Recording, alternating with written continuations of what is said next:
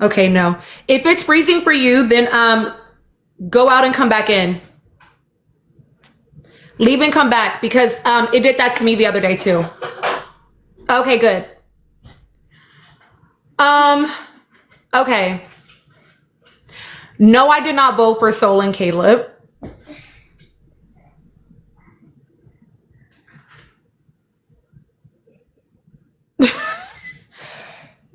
It's not a time to be, in my opinion, strategic right now.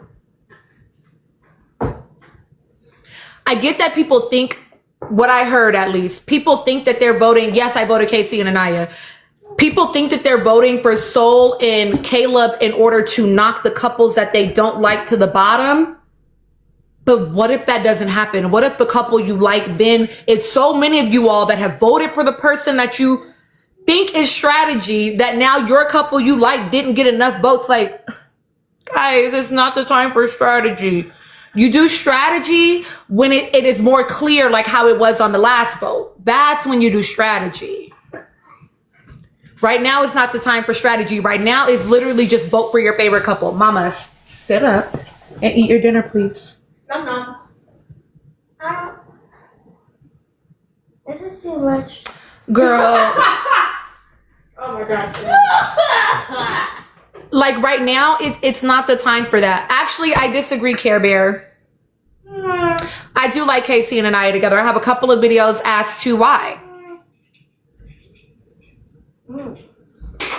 I understand saying that you don't like any of the couples together, but literally, like, what are Caleb and Soul bringing to the villa where you would want to save them? Like, I mean, I want to know what you think you're about to get. I like Soul. I don't know how I felt about Caleb, but you know, he wasn't doing nothing for me to dislike him. You know what I'm saying? But they came into the villa as the driest bombshells. What are they bringing? What are they bringing where you were like, yes, they need to stay in the villa? And I don't give pity votes. I didn't pity vote that girl last season either. No, like, I didn't. Just judgment. Mind you, y'all, she asked me to go live downstairs so that I wouldn't be so close to her room and she wouldn't hear me. But where's she at? Where's she at? Where's she at? Why are you talking? I'm trying to spend time with you. Like, you're being weird. No, you're being weird. I can't just want to eat dinner with you. Of course you can, but don't. No, you're but judging you me. Eat dinner with me though. Oh my gosh, here she goes. No, you were just talking about me. You were just making fun of me. I was joking. You can't take a joke. So now I'm talking about me, right, Sage? You know what? We're not doing that. Listen, I don't think that they were the ones to choose. And listen, your vote is already voted. You know what I mean? You already cast the vote. You know what I'm saying? Emerald, no. The vote is already cast. You feel me? It's whatever. Okay. Literally Star's journey. Why are y'all still talking about me? Oh, I love that, Kyra. No episode tonight, Mercedes. No episodes on Wednesdays. I don't like, whatever. If they stay, they stay. You know what I'm saying? But I just don't know what about them gave, like, I would want to keep them on my screen. And I get it if people are like, I just don't like the other ones. You know what I'm saying? Like, okay, I guess. You know what I mean? I guess. Whatever. But I voted for Casey and Anaya. I do like Casey and Anaya together. I've seen the discourse. But y'all, I'm 40. Okay? I'm a whole grown up. For now, Casey and Anaya are just fine together.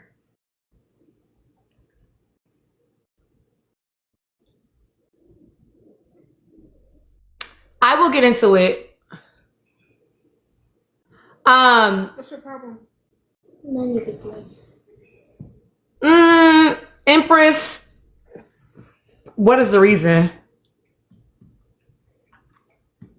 But Didi, you can't guarantee that. That's why I say it wasn't actually, it would be one thing if it was people that were all from one fan base that said, we don't like our couple anymore, so we're going to vote this particular couple to drop our couple to the bottom. But people are just randomly all over the place voting for this couple. You literally have no idea what that's going to do to the votes. I think that you are absolutely incorrect, Black Beauty. Like Barbara Batty, this is not the time to manipulate the numbers. I'm not even saying that you can't be strategic. This was not the vote to do that with. It's like how people tried to be strategic splitting their votes last season, and then y'all were shocked when that one couple didn't end up in the final four. Well, you were fucking splitting votes. What did you think was going to happen? You gotta vote for your couple. Because y'all will be shook if it works out a way that you did not expect. Because if y'all think that they not voting for Kenzie, you are mistaken. You are mistaken. You are mistaken. You're underestimating. Let me get into Casey and Anaya and why I like them. I agree. I think that Casey and Anaya have real feelings for each other. More importantly, I think that Casey and Anaya are clearly a very good place for the two of them to learn some lessons. And I like that for them. As he's 22 and she's 23.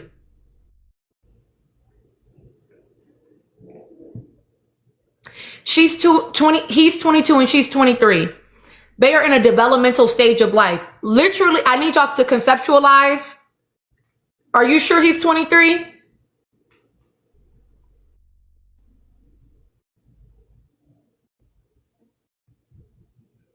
Okay, well, they're both 23.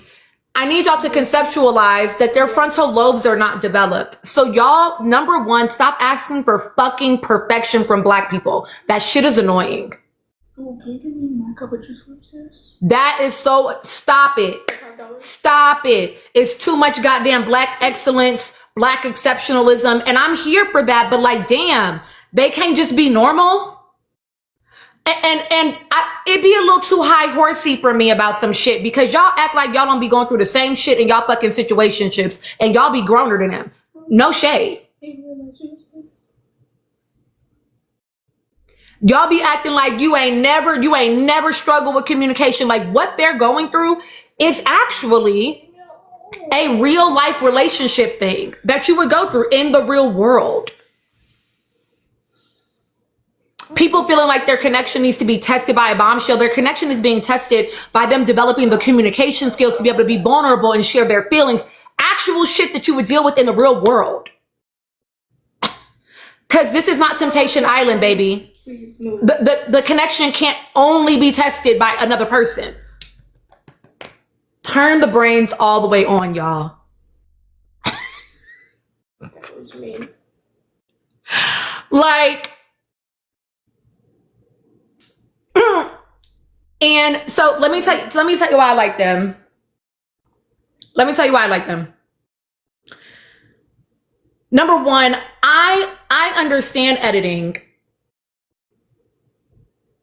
I understand editing, so I was not moved by the grandma scene. I was not moved by it because I understand editing because I listen to people that are smarter than me about it. And I trust them as the expert. I don't assume that because I've been watching TV for a long time that I know better than you when you've literally worked that job. So I'm literally listening to the experts and taking in that information, which has made me a more responsible and smarter reality TV watcher.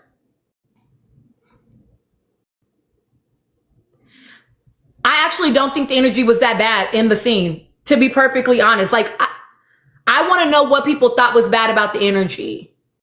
Not just you, Bailey. Right? Like, what was the energy that was bad? What energy did you pick up? Because what I heard was him just saying like, man, like I'm getting frustrated. That's fair, Bailey. I mean, he was definitely, you know, talking about Kenzie, right? That's not what he said though, Nunu, right? So that's why That's why I don't like that. Let me find it.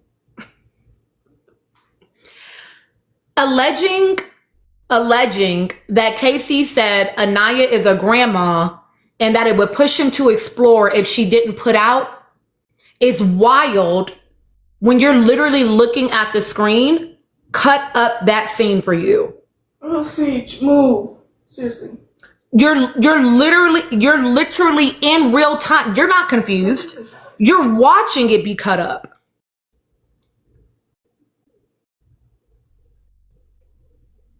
You watched him say something and then it panned to a whole nother person and then you get what's called a wild line. I made a video about it. Go watch it on Ilia's page. Then you get a wild line about them not doing shit. And then it comes back to them and you hear him say, Grandma, that was to make you think that that was the order that that conversation happened in, even if it fucking wasn't. I'm going to tell you why, T. And then you get him saying, you know, I told her about that, you know, like I'm a physical person, like I like physical touch. And then it cuts to a confessional. And then it comes back to him saying, you know, that might really make, you know, a person like explore. They wanted you to believe that the story was KC feels like Anaya is a grandma for not putting out and it's going to make him explore. And it absolutely fucking worked. And I am disappointed because we all watched season 7 together and listened to producers tell us that it is chopped and screwed for a reason. Ilea, so I'm plugging her all the time because I think she's a great resource if you're going to be watching these shows and having very loud, big opinions about them, right? If you're just watching quietly, whatever. But if you're going to talk about it, then I do think you should do your best to be informed for real. Exactly, G. She called him grandpa the episode before or 2 episodes before, right? But we're not even gonna get on that, right? I'll get to it. Give me a second. Y'all gotta actually stay with the story, okay? Ilea has a video on her page called Wild Lines, and she tells you that as an ex-reality TV producer, when you see a conversation happening and then you see it pan away from the person that was talking and you get a line fed in, you should not trust immediately that they even once said that line, said it in that context, or even in that order of the conversation. That line could have been from any part of the conversation. And it got fed into you, into that scene in that way to make you think that that's what he was saying. And it worked. And the reason why, I'm not even trying to come for editing or production or none of that, because ultimately this is entertainment. They do need to create storylines. They do need to get you talking, and it fucking worked. Y'all have been screaming, not y'all explicitly, right? For 2 days on panels about this. He's trying to coerce her. He's pressuring her. He thinks y'all have been doing that for 2 fucking days because y'all refuse to acknowledge that you watched that scene be cut up. Or you truly cannot realize that it was. Like you truly do not understand that the scene was cut up. And you really do believe that it happened that way. And I just want you all to be a little bit more aware.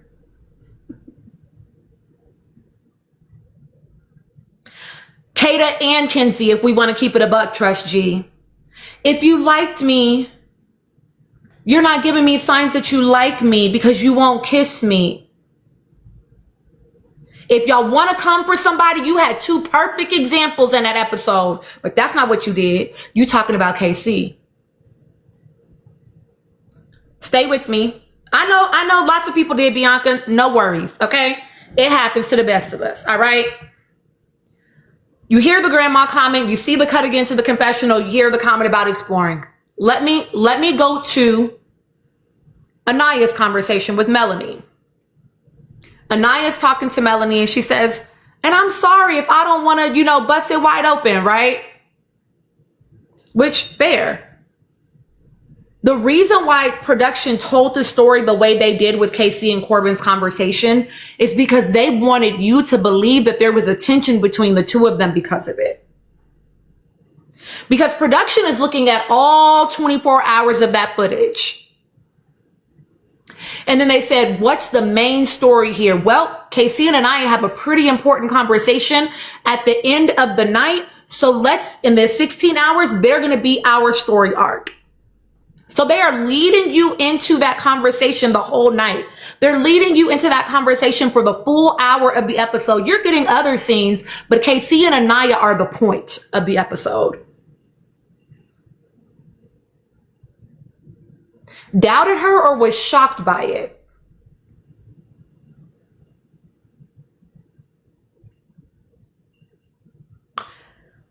Like, we should not presume that he has an issue with her not having sex with him. Being, like someone else said, being physical is not the same as sex. Y'all, like, that's not, the man might just want to cuddle. Like, I think it was shock too, Brittany. I think so too, Bailey and Bobos. Like, you might just want to cuddle. I used to like to play with ears. Like, it just might be, you know what I'm saying? Like, you don't know what that means. You're assuming it means smex. Because she said, I don't want to bust it wide open. Y'all ain't never exaggerated with y'all friends.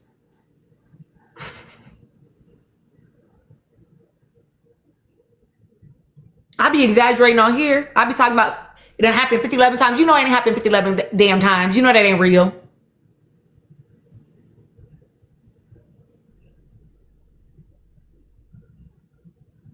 I don't know what you mean that.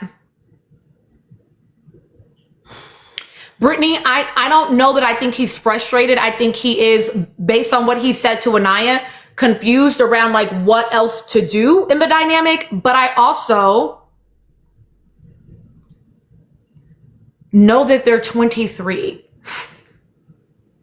and they're just trying to fucking figure it out. And I wish people would just like let them do that.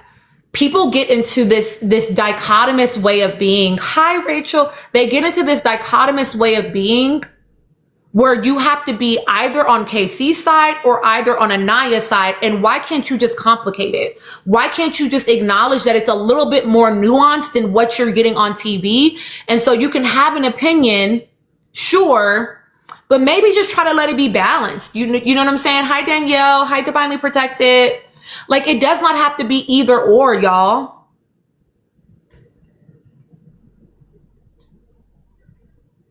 Oh, see, I don't really rock with Trinity and Bryce, but yeah. Exactly, Nola girl. Yeah, and that was the whole point, right? They literally, and not that I think that production is like, or editing is like against Anaya and KC. I actually don't think it's malicious. I don't think it's malicious. I think what they were trying to give you is like, oh, look at this thing that like they're struggling around and look at how they were able to overcome it. Like, that's what I think they were trying to give you. I think there's still just like such a disconnect. Like, I don't think that they truly be understanding racial dynamics in the United States sometimes. They need a few more people in them rooms, you know, they have a little bit more melanin going on. Because they just, you know, they don't always understand how certain things are going to hit. One, he's a man and he's black. They're waiting. They're chomping at the bits. But I just want us to be able to say, great story, and I know that it's chopped up, so I can't just take it at face value. That's it. I just want us to be able to say that as viewers, you know? Correct, Dee. Correct. How many people said after the letter night, oh, he won me back. They won me back. They're my couple again. They're my clients again. They know what they're doing. They know how to get the people going. She never fell asleep, child. So they know what they're doing. Again, I don't think it's malicious, but I do need you to all to understand that they're literally storyboarding. They are telling you a story. They can only tell you a story with the information they have, but they can manipulate it, right? Like, they can. And they knew, again, like I said, that Melanie and Anaya were going to have that conversation later. And so it was perfect to arc that conversation with Corbin in that way, to give y'all a thing for them to like be struggling about.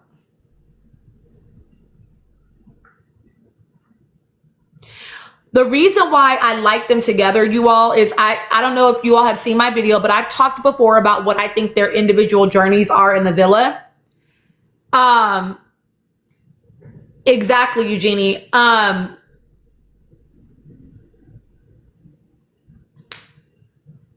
feel like in our latest episode, both of them, Casey and Anaya, both of them, in my opinion, what I think their individual journeys are, made clear strides in those individual journeys. And I attribute that to the fact that they are in a dynamic that feels safe enough for them both to feel like they can. And I like that for them. I don't care if they don't leave the villa together. I don't care if they only spend the next 4 days together. I just hope they get something out of it to both of their benefits. And I think that what I'm witnessing so far is that they are. Casey, the guy that told you he's never left his hometown, he's just now trying to get into traveling. He's being inspired by Anaya. I will tell you about, I'll talk to you about that in a second, Ryan. He feels inspired by Anaya, right? That guy that doesn't really maybe take risks he said in our last episode, I'm going to put me first. I'm going to prioritize myself. Didn't necessarily know the outcome. And he made a decision to still choose himself. That is growth for a 23-year-old. And I like seeing him be able to do that. And I feel like it's that environment in the trust of Anaya and like what they have that lets him do that. Same for her. She needs to let some walls down. She has to not keep waiting for the other shoe to drop, right? Which she told us in her letter that she finds out later, people want me because of who I am, but not who I am, right? And she feels safe enough with that man to be vulnerable enough to share that and to let some things down and let herself be soft and be present. Why would I not love that for her? Why would I not like that for her? I need y'all to understand that success can happen in relationships without the relationships having to last forever.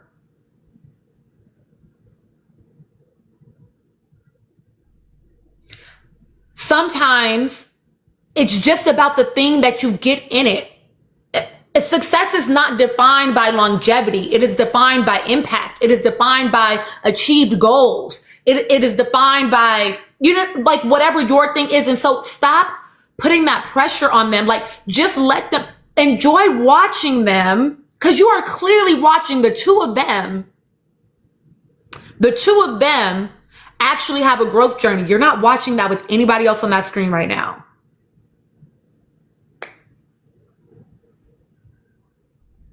What we saw with Melanie and Sincere, he literally went right back to what was familiar.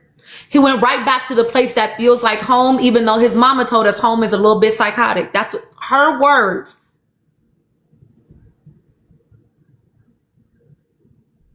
That wasn't growth. That was fear that prevented growth. And that's okay.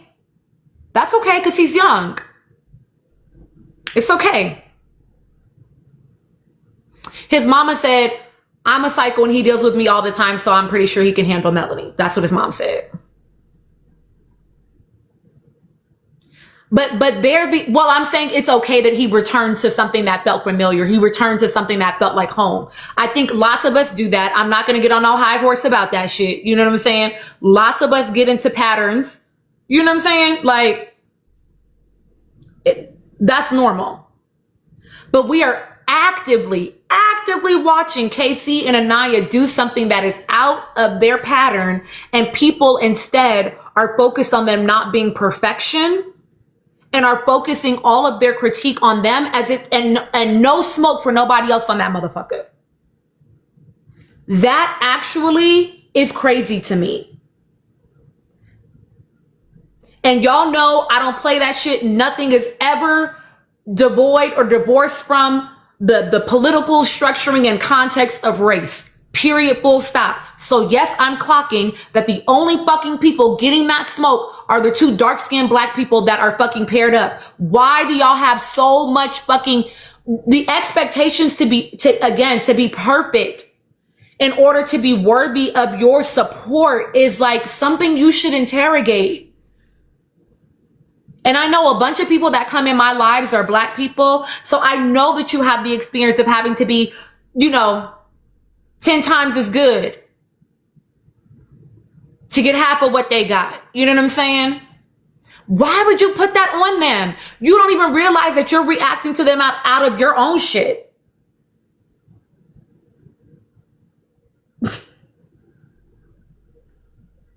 Baby, that's your shit. Well, I don't get to make mistakes. I don't get to fuck up. I gotta be perfection, not conscious, subconscious. And so now you're looking at them through that lens, but you don't have the smoke for the other couples. And I think that is odd.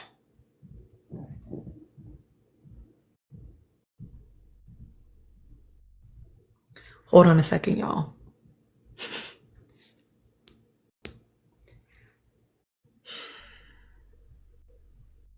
As far as them being incompatible, I kind of love people saying this because I feel like I relate deeply to that concept with me and my husband.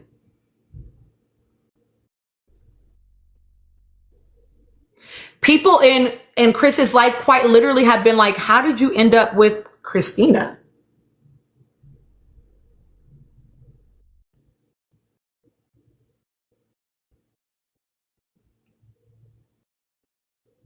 Because people that make space for each other to grow can be compatible. I grew up in a gated community, not even knowing what, signing was for a long time, and not the kind of signing where you can't hear. Y'all know what I'm talking about. And Chris spent one of his adolescent birthdays in juvie.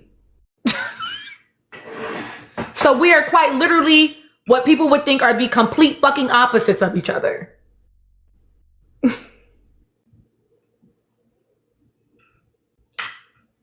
And we're 15 years in. So I just want people to just chill. Let them have a fun summer. You know what I mean? Let them have a good time and let them learn something in this experience with each other and just, get something out of it. I've made this argument about plenty of couples, right? I'm like, I actually literally don't care if they break up tomorrow because of what that woman, usually I'm rooting for the girl, right? But what they got out of that dynamic. I'm okay with that. And I think more of us should be too.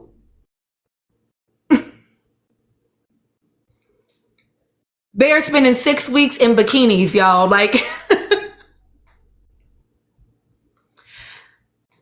I understand feeling like maybe you don't see them on the outside together, but why can't you just enjoy them in the moment right now? What is truly happening between them that you can't enjoy?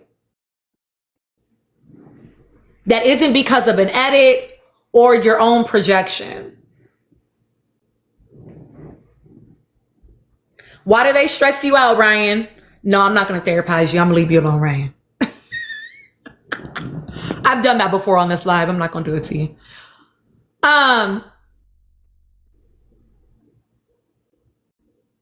Athena, I didn't because I don't like bacon. So I don't plan to keep engaging with anything, wish him well.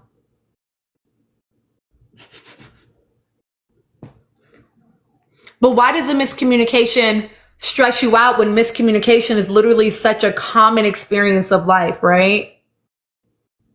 I would reckon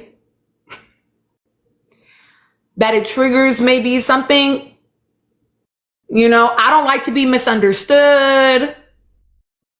I like for people to get what I'm saying. There are certain things that will set me the fuck off too. It's why I got to stay out my comments sometimes. Cause I'm like, nope, I'm spiraling.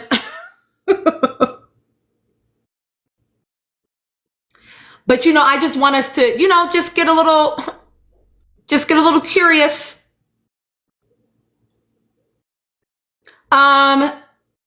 That's what I think about Casey and Anaya. I think they're doing just fine, and I think people should let them be 23 and figure it out. Bailey, I'm sorry.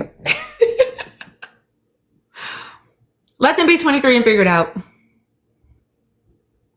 Because literally, y'all, again, they're the only couple that you're watching do any individual growth and couple growth. Let's keep it a bean. Let's keep it a bean. Now, Trinity and Bryce, somebody asked how I felt about them, child. I don't feel about them.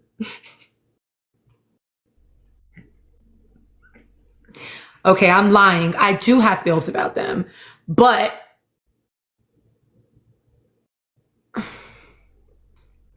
y'all know what I'm going to say. I've been saying this shit before they was on our damn screen. Absolutely. Absolutely, Bianca. Absolutely. You already fucking know. You already fucking know. Y'all, if I was on that little man and that woman last season about them 5 years, why do y'all think that I'm going to like 7? Y'all, you know how I feel. Y'all are not shocked by this, for real. Y'all are playing. Y'all are playing. You feel me? So I don't love that part. Now, if I take that part out of it and I just look at their dynamic, I'm unmoved, to be perfectly honest. I know how people feel. I'm telling you my perception. It feels friendly. It feels comfortable. But I do feel like, especially after this correct, Seattle Slim and Nick and Alandria are only 3 years apart. And his frontal lobe is developed. Neither Little Man's nor Trinity's are. Still. So, like, I do fear that potentially my girl is getting the wool pulled over her eyes about some shit, because that man is literally low effort. And I'm not talking about planning no dates and shit in the villa, okay? I'm not even talking about that. I didn't like the letter. Correct, Seattle. Let me clarify. It's not just the age gap, y'all. It's where the age gap falls.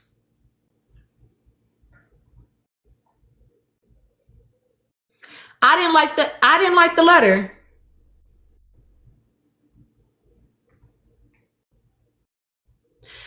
He started out just fine.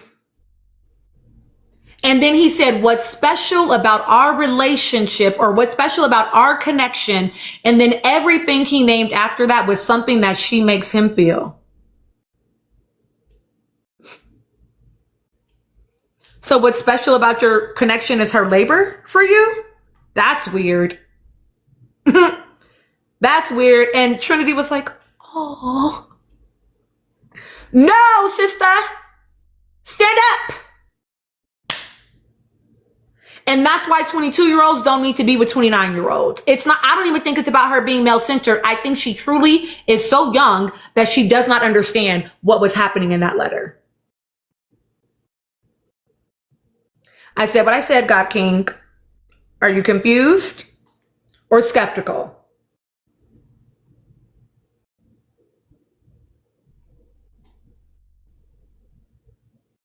And so for me, I think that, I've told y'all before, I feel like, that my sister said to me when I was in middle school, she said, you don't date older men because there's a reason why girls their own age don't want them.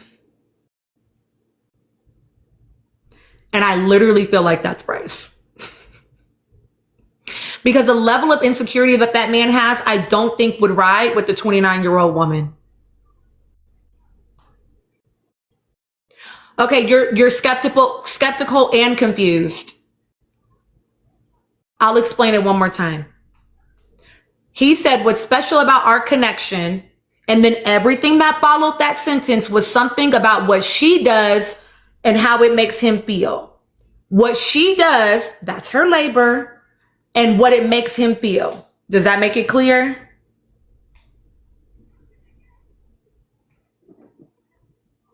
I agree, Erica. I can remember graduating from high school and my ex-boyfriend dating girls still in high school, and me realizing I got to see in real time what my sister was talking about, because he had a car, he had a little job with somebody, but you live at home with your mama. You're not in college, you're not doing nothing else but going to pick your girlfriend up from school. You know what I'm saying? So I was like, oh, I see now. I just trusted her because she was my sister. You know, she was a baddie. I'm like, listen, I'm listening to my sister, okay? I trust her advice. But then I got to see it in real time. That's what I feel like with Bryce and Trinity.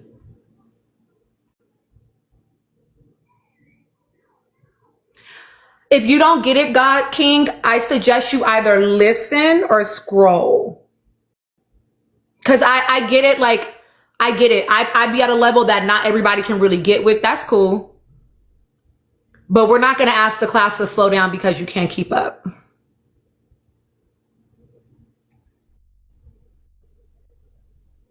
So for me, it's giving, that's not actually enough. You know what I'm saying? And so I'm not impressed. You know what I'm saying?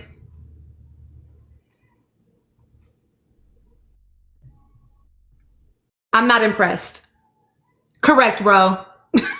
Correct. Because it's not unclear. And my thing is, I actually don't even mind people disagreeing, but you better have a reason why. Just being like, well, I don't get it. Well, then either be quiet and learn or leave. Like, it's one of the two. You feel me? He doesn't, Chicky. Well, I don't know about that, but he's insecure. He definitely does not trust that girl actually likes him. And I think that Trinity is what's the word I want? Locked in on proving him wrong. No, I do like you. I do like you. I am attracted to you. Nobody could turn my head. She is locked in on convincing him that she likes him, to the point that I think she might rob herself of an opportunity. And this is why I don't want 22-year-olds with 29-year-olds.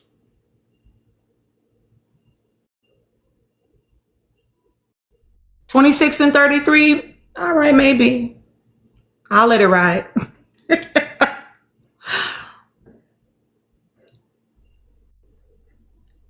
I think that that's what she could have been. I haven't seen her do it yet, because I felt the same thing about Kata. She gave man-eater energy to me when she came in too. But she ain't came up for air. She been up underneath that man the whole time.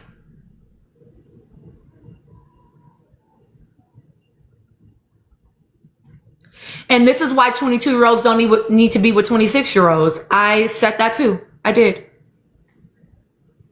Because they are running circles around those girls. And I fear, and maybe I will be wrong. I'm okay with that. I'm okay with being wrong. But I fear that people are not clocking Bryce because he seems a little bit wimpier about it than Zach. But they are running circles around them fucking girls. And I literally hate it. Because Kata, what do you mean? Do you like kissing me? Low key.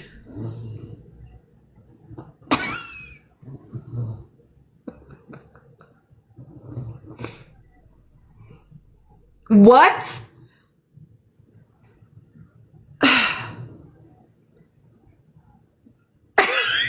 That took me out. Because what do you mean low key? No, that's Seiji Poo. She knocked out, child. She had a day.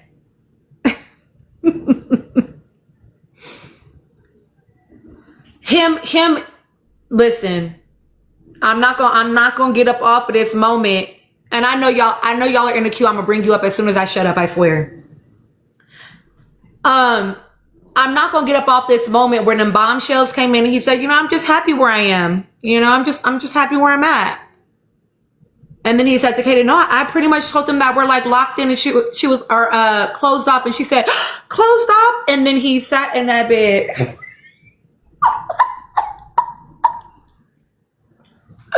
In that fucking hoodie.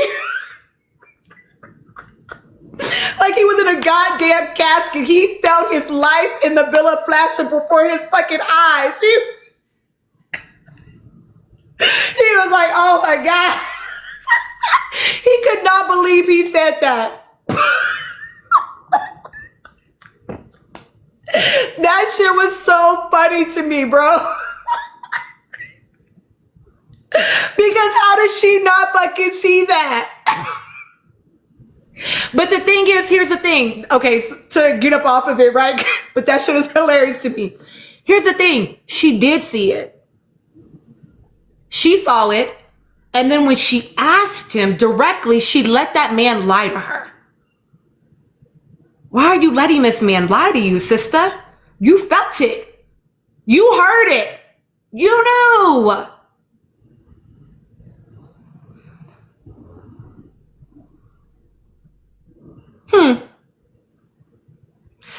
And then him soft launching a bombshell while they're in the hideaway after he had already soft launched it before. Like, sister, he's trying to make an escape. He's trying to let you know right the hell now that I might move around. You know what I'm saying?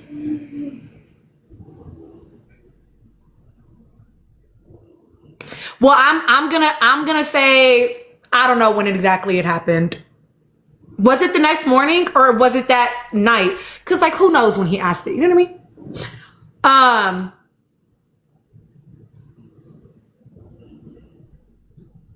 So like he's definitely soft launching. And I want to believe that she sees it and she's preparing to get her fucking get back, but I'm not convinced yet.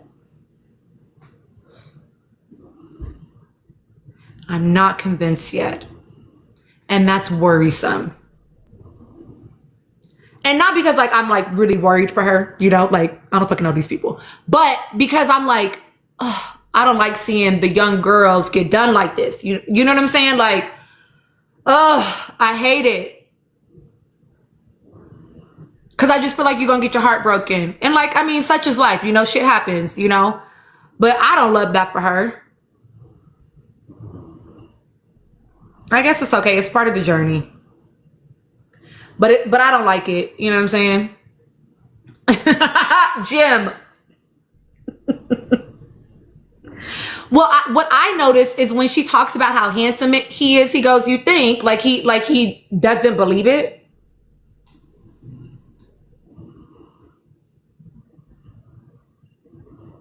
I don't know.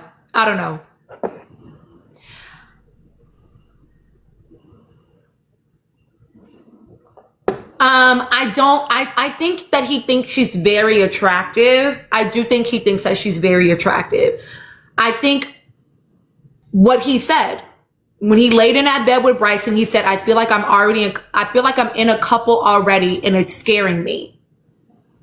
That's what I think. I think he's terrified that it's a little too locked in, a little too fucking early. Correct, Anika. He is uncomfortable with the intensity of her feelings and the speed and the rate at which they are moving. He wants to slow it down. He thought we were having a fun time. And then it got very serious.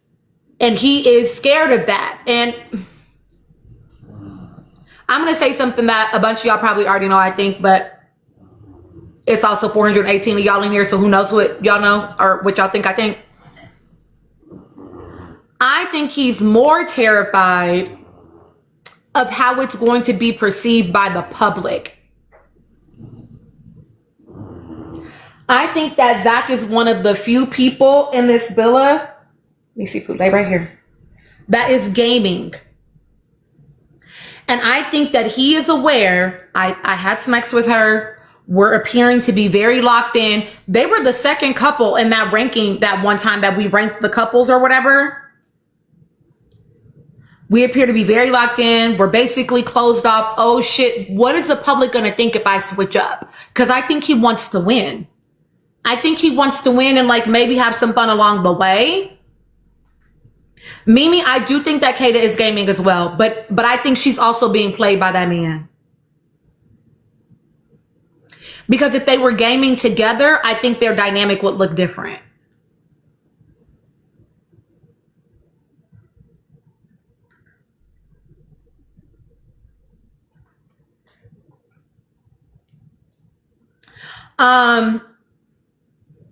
Oh yeah, let me go ahead and give y'all a tap goal. It is 431 of you in here. We're gonna give you 6 minutes to get to 100K.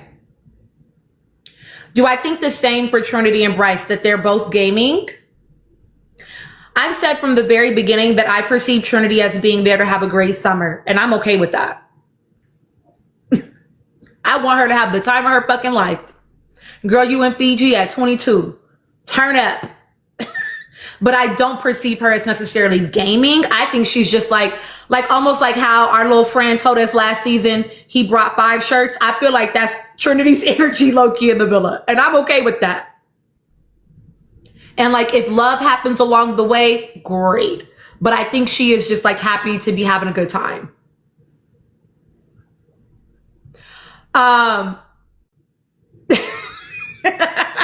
Listen, I'm just saying, y'all.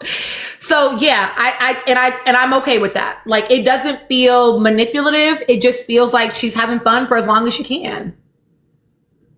Fair. Shit. When it comes to Bryce, I do think that there is a level of like wanting to stay in the villa that's happening with him. To be fair, I think it happens with everybody except for maybe Soul right now. Y'all vote for Caleb and Soul and she want to fucking self-dump. She is sick of this shit, okay? Y'all trying to torture the girl. She ready to pack it up and get out of here. And y'all are like, stay, girl. I'm sorry, okay. 100K. Beatrice. So God King, it's actually not though. Like I know people like to say like it's a game. Love Island Games is a game. Love Island is not a game. You can potentially win money, but it's not a game. It's literally Love Island. The intention of the show is for you to see, can you find a relationship? How do you navigate, you know, dating multiple people at one time? And what do you need to grow and develop? And that's the point. And like, yeah, maybe you can win some money at the end, but it's not a game. And not in the same way as Love Island Games.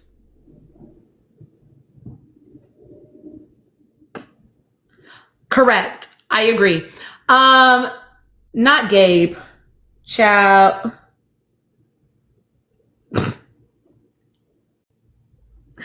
Well, you know what, Twist My Tea? Really, they're just dating like their generation.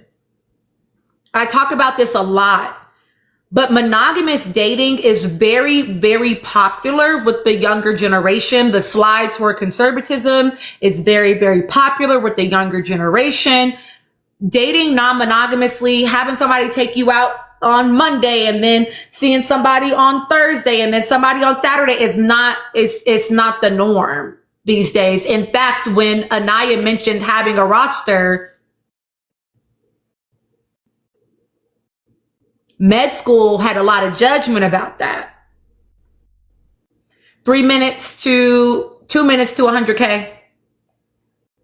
So that's actually, so like, I don't think it's that they don't know how to date properly. I think they don't know how to date in the way that we used to date. Most of them. And so that's also part of the tension of what you're watching in the villa is some people. So I keep saying I'm gonna make this video. I am at some point. You have people like Anaya who have had a roster. You have people like Sincere who was simply a cheater. And you have people like Melanie and Kenzie that are one man people. These are their fucking words. Okay. You're going to see all of them navigate the villa differently, which is why Sincere cannot be direct to save his life because his only practice is in being deceptive when having multiple partners. He knows how to have multiple partners, but only through deception.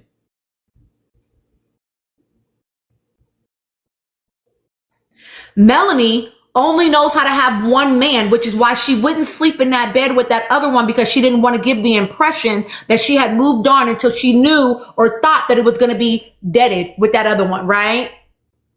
She didn't want to give the air of having closed that door. She needed him to see her loyalty and her allegiance to him. And then Kenzie, part of the reason why she's lying and conniving is because she doesn't have practice. She doesn't have practice. So the only way, this is why y'all kept hearing her say in that last episode, all the secrets. It's just so frustrating. Take a 10-minute top break. Thank you so much for 100K. Great job. Y'all take 10 minutes. Y'all kept hearing her say it's so frustrating. The secrets and, all these rules are just so, because she doesn't know how to fucking navigate it. She doesn't know how to navigate it. And part of what's happening this season in the villa is that there have been some, I don't want to say rules because that's not what it feels like this season, but there have definitely been some, what's the word I want, y'all?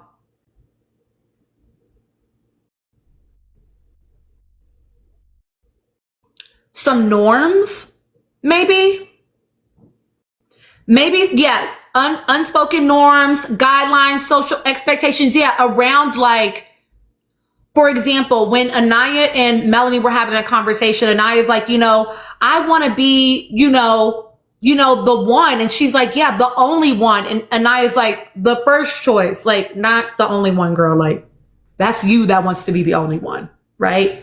But because there is like this thing in the air, even though nothing is being explicitly said, there's this thing in the air that makes it where Kenzie can't just kiss Corbin over on the little swing while Caleb is in the kitchen. Because there's this little thing in the air that Kenzie contributed to when they got there about what was and was not sort of like respectable.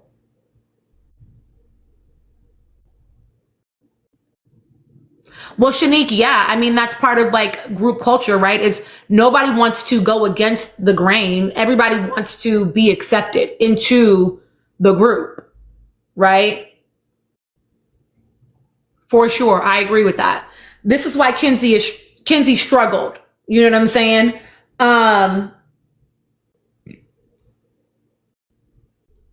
Kenzie wanted that man because she didn't want Melanie to have that man.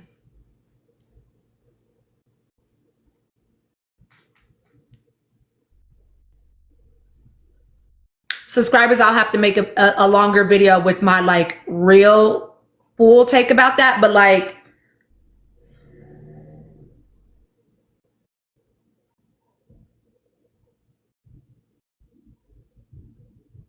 she didn't want to leave. She didn't want to lose.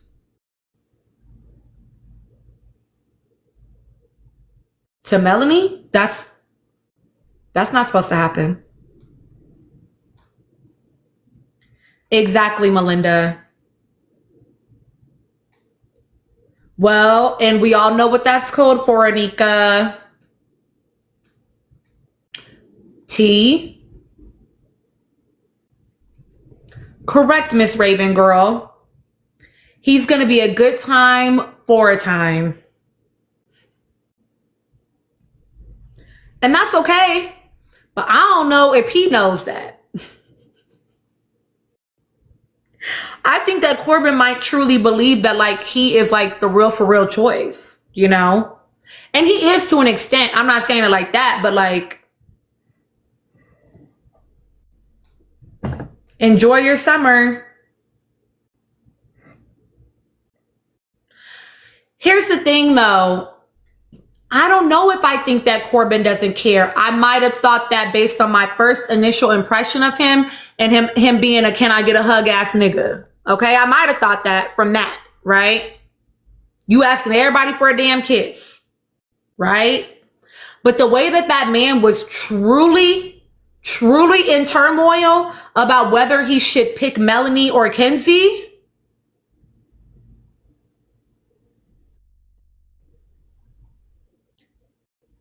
he really wanted to make a choice. And I don't think it was just Katrina. I already talked about him, babe. I'll put the YouTube replay up.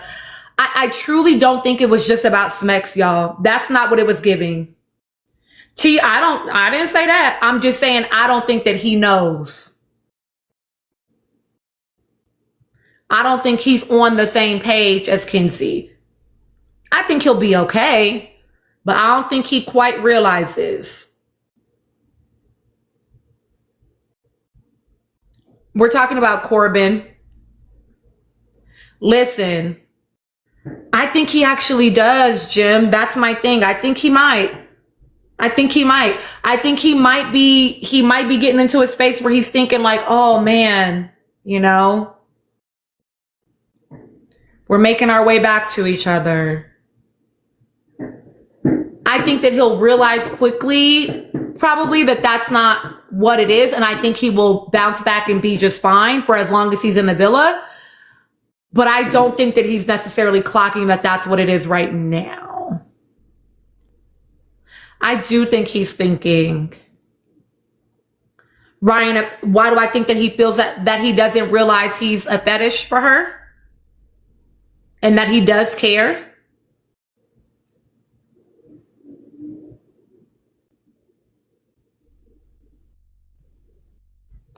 Hi, Chevy. Why he cares? I watched that man put up a boundary because he wanted to respect the coupling that he was trying to explore. I watched him in the last episode, to be perfectly honest, attempt to move with some level of integrity.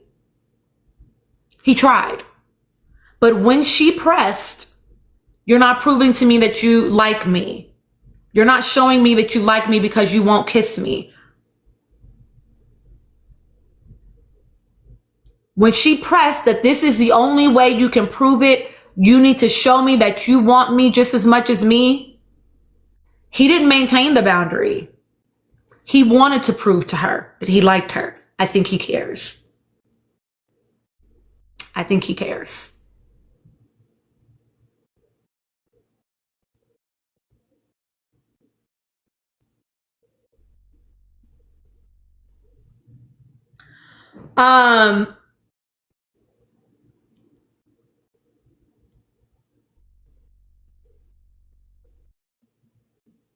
Correct. Agree, onesie dunsey. Agree. Don't even get me, Beatrice, don't even get me started. Okay.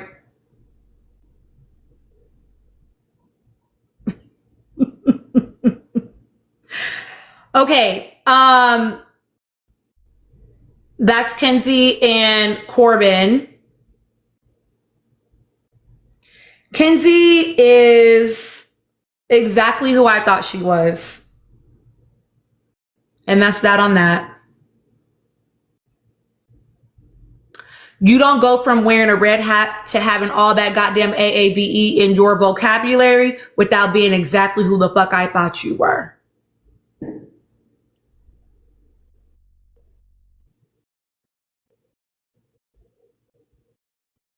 I don't care if she retired the hat, honestly.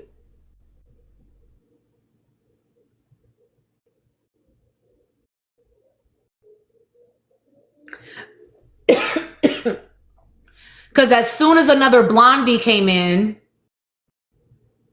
do y'all think she would have felt the same way if it had been a sister with some box blonde? Y'all think she would have been like, oh my God, another blonde?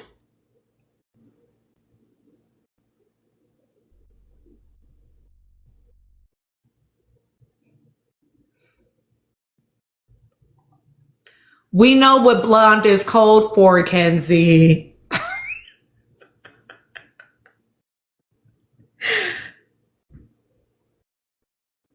And then, yeah, y'all are right. Her saying like, "Oh, I'm telling you this because I trust you. I don't trust Soul." Interesting. Interesting, because it only confirms people's theories, which was already accurate, right? But the only reason why you have that girl Soul in your face is because you're trying to get intel about that man Sincere. You wanted to see, does Melanie still have a chance with him so she can get up off of Corbin? That's all that was. You feel me? That's literally all that was.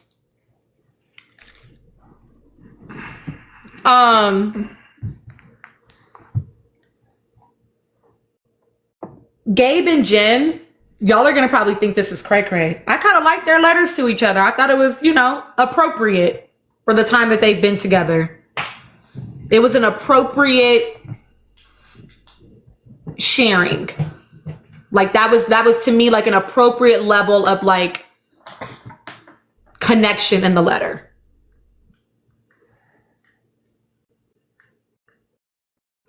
That said,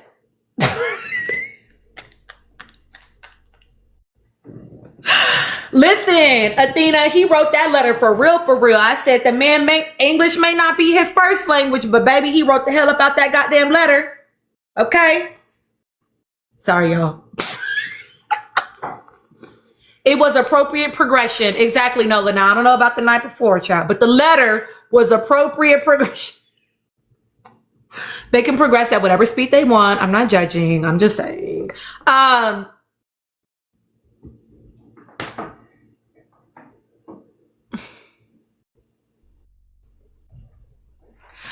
feel like, well, we know that Gabe is more intelligent. Oh, Blagic, I don't know if you actually watched After Sun. So on After Sun, Beatrice told us that Gabe like studies computer science. Like somebody looked him up and said that he like played like a pro level of football, like soccer, what we would call soccer. I don't know if that's true or not, y'all. Don't quote me on that. But like he definitely has a lot more depth to him. And Sean said that like when they asked like, oh, what do you think that like should have been shown or like wasn't shown enough of or whatever, Sean was like, oh, like Gabe, like I feel like they're not showing enough of like his depth and like his humor and whatever, like he's a great person. So I know that let me put it to you like this. A lot of people have talked about how Gabe is very sexual. He's very forward. He is. He's very forward. He's very passionate, right? And a lot of us have talked about it being like Brazilian culture. Like, oh, okay, well, like that's Brazilian culture. So like, it's fine, right? But to hear that there is more to him than that, and we're just not getting that, is definitely giving xenophobia.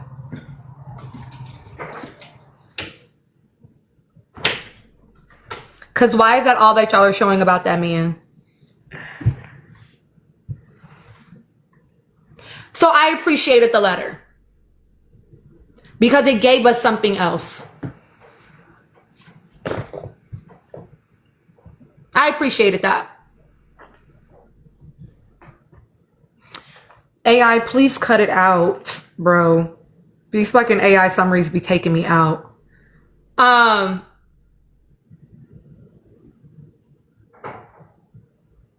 You know what? Hey, y'all, I actually don't care about him.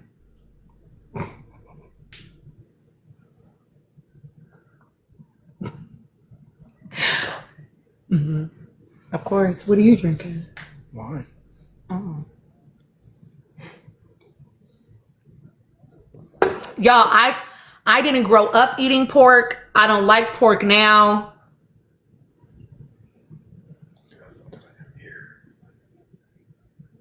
Mm-hmm. Mm-hmm.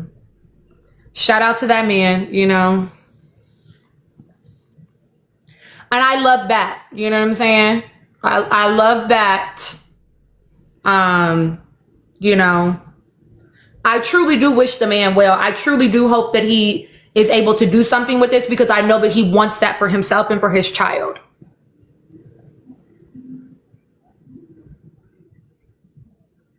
turkey. I really didn't though. I'm serious about that too.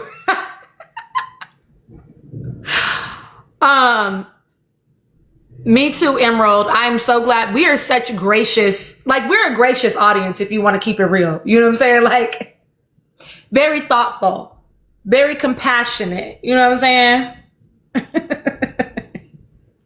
And I love that. Okay. Gabe and Jen. I feel like Jen has a thing for Caleb. I think Caleb has a thing for Jen.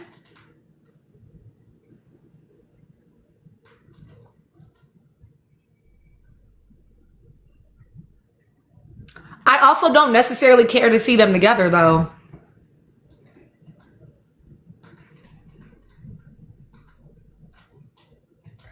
You know what? You know what I will give, because y'all keep telling me, because y'all don't believe me that I don't like pork. Y'all keep telling me, okay? So since we're mentioning that, since we keep bringing up that the man said he pulled her every day and we didn't see it, can y'all drop the narrative that the girl doesn't want the man to explore? If she was exploring every fucking day, will that help y'all drop that narrative? Because I'm tired of it. I'm sick of it. Oh, okay. The girl said she had a roster. Why would she have a problem with him exploring? It was never about that.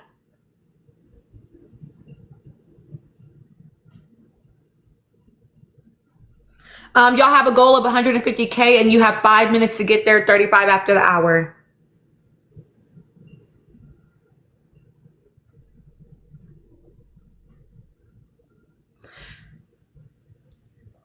Now enough. It's not breakfast time, it's dinner, okay? I feel like Jen and Gabe, I feel like they're probably gonna go home.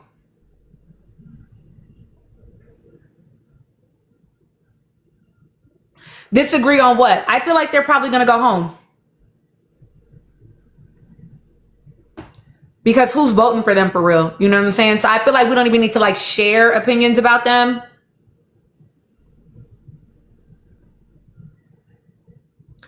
I think it might be two couples. I kind of hope it's two couples.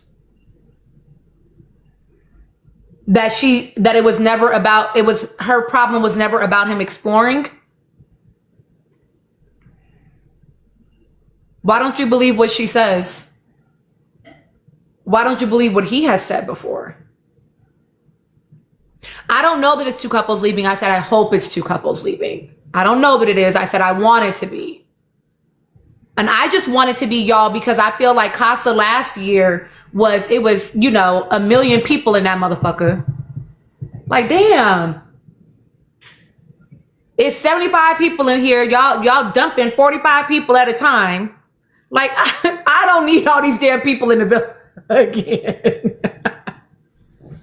Too many people. So I do kind of hope that, you know, we get at least two couples going.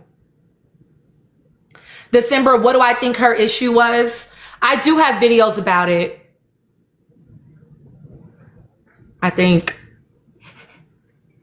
Pretty sure I do.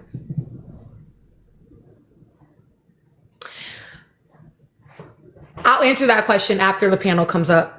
I'll answer that question after the panel comes up for both of y'all. Literally, Calvin. Okay, so Jen and Gabe, I think they're going home, so I don't really have a lot of opinions about them. What I will say about Gabe, glad that he gave my girl Beatrice what she needed in that moment. She needed someone that made her feel seen, that made her feel normal, that allowed her to rest in her femininity and experience passion and be desired, and I love that for her. I love that she got to have that experience. And then honestly, go home and not have to watch, yes, dark skin, and not have to be in the villa watching him explore Jen, because I don't think he would have not explored Jen just because Beatrice has stayed. So I kind of like that she gets to be at home and it's on, you know what I mean? Rather than being there. Even though I didn't want her to go. And this is why we accept that, you know, all things have a reason and a purpose.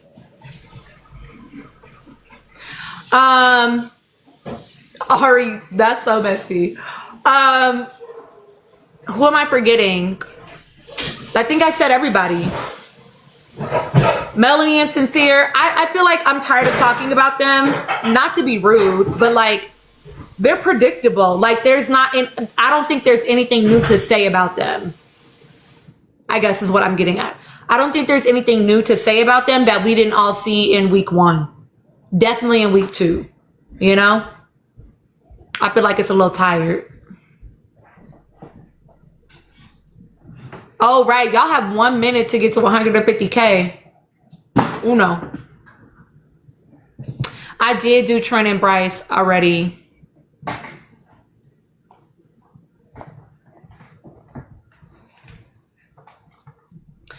You know, all hell Brooke. I don't think that it would have ever been what it needed to be while they're both still in that villa, to be perfectly honest. Neither one of them are going to have the experience neither one of them are going, so far, they have not, right? Neither one of them are going to be able to break out of their pattern while the other one is still in the villa. They're still too entrenched in it. Ooh. They're too entrenched in it still. So I don't think either one is breaking out while the other one is there. Maybe you might see something different in Casa. I mean, definitely, oh boy, he about to be a hot boy. You feel me? He about to be a hot boy. But I don't think that means he's not going to go back to Melanie. Something would have to drastically shift in his like brain chemistry.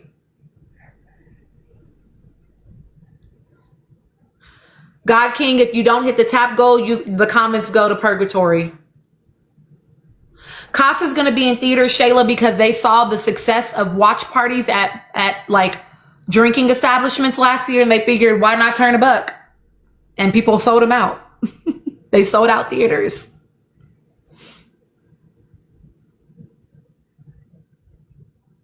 You think that Sincere might act right because he knows the audience is really watching and he want to win? If that was the case, why he ain't been acting right yet?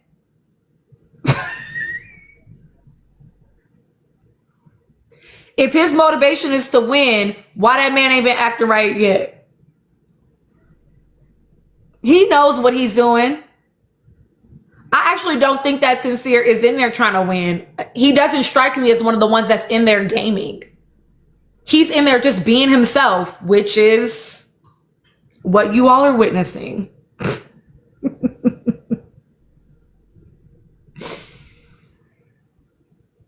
I felt like Casa last year was boring as hell. I ain't seen no video of no exes this season. I don't care about your ex. I don't care about your sister. I don't care about your cousin. Listen, Casey, the girl that's the sister of his twin sister. So girl, you don't really know him for real. Shut up. I don't want to hear none of that. Be quiet. Y'all be wanting clout so bad. Just come on and give us your opinions. We don't need to know that's your cousin, 3 times removed. I know, I'm talking about her too. I don't give a damn about these exes, y'all. I don't care about you. Listen, unless you are coming out with receipt evidence of them being cis, H-phobic, T-phobic, able, I don't want to hear it. Be quiet.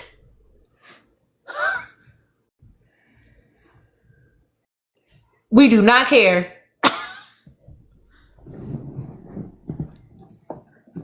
Kata in the bullying stuff, she wasn't bullying them girls. She was just better at the game than they were. That ain't nothing but girlhood amongst that group, and she was better at it than they were. And so now they want to punish her for it. Oh, well. The same way she was better at it than Melanie when she came in, right? Melanie tried it 2 times with her. Ain't tried it since. Sage. Ain't tried it since. Take her glasses.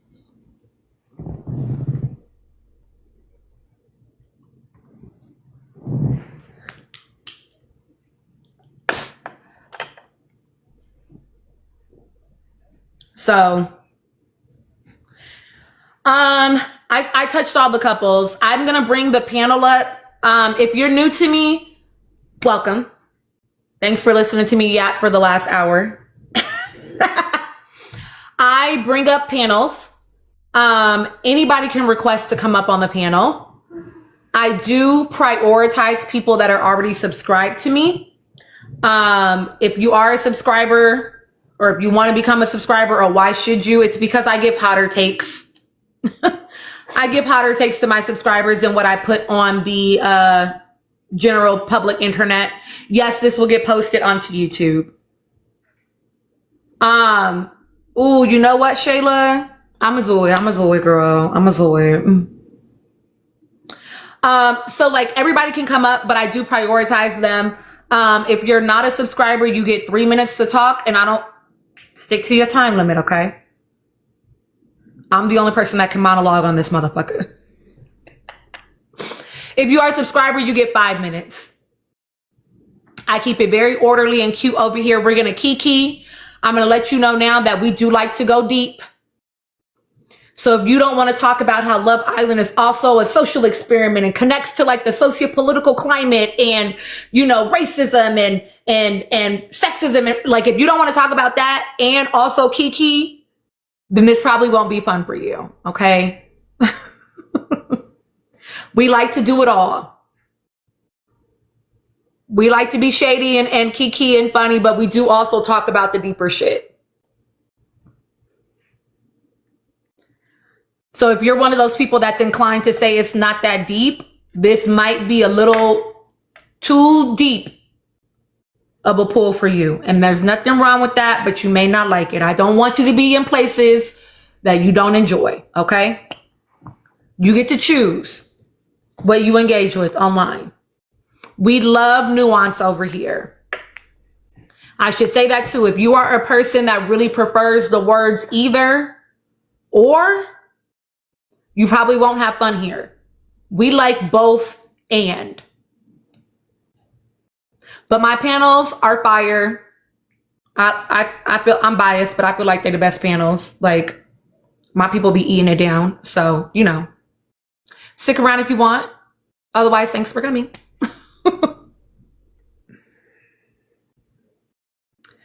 Okie dokie. Ooh, it's a lot of y'all. Hold on.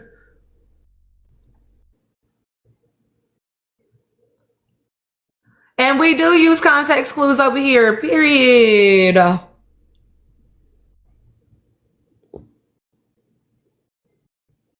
Wait, who are you talking about, AJC? I missed it. Oh, Kata and Zach are ranked 3 in terms of couples most likely to win. We must vote them out.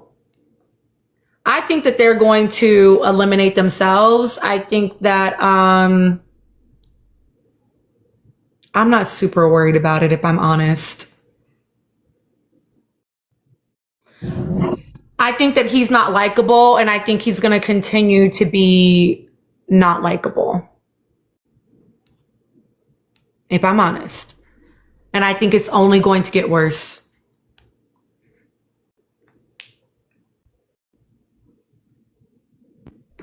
I think that they're meaning like the rankings that people did in like the app where you could like rank your couples like maybe a week or so ago.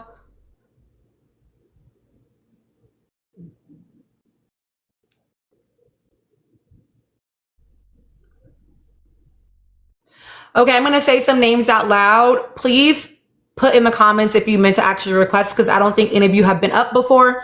And it's very easy to accidentally request. So not Deborah, Bitches Bing, S. Enrica, Anna Leah, and Casey Olivia. Are y'all attempting to request? Will you just say yes or no in the comments? Okay, not Deborah is.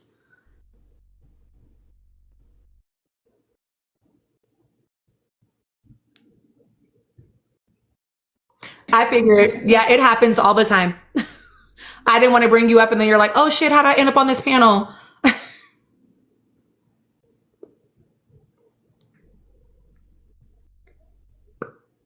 Okay. Oh shit. Why did it do that? Oh my goodness.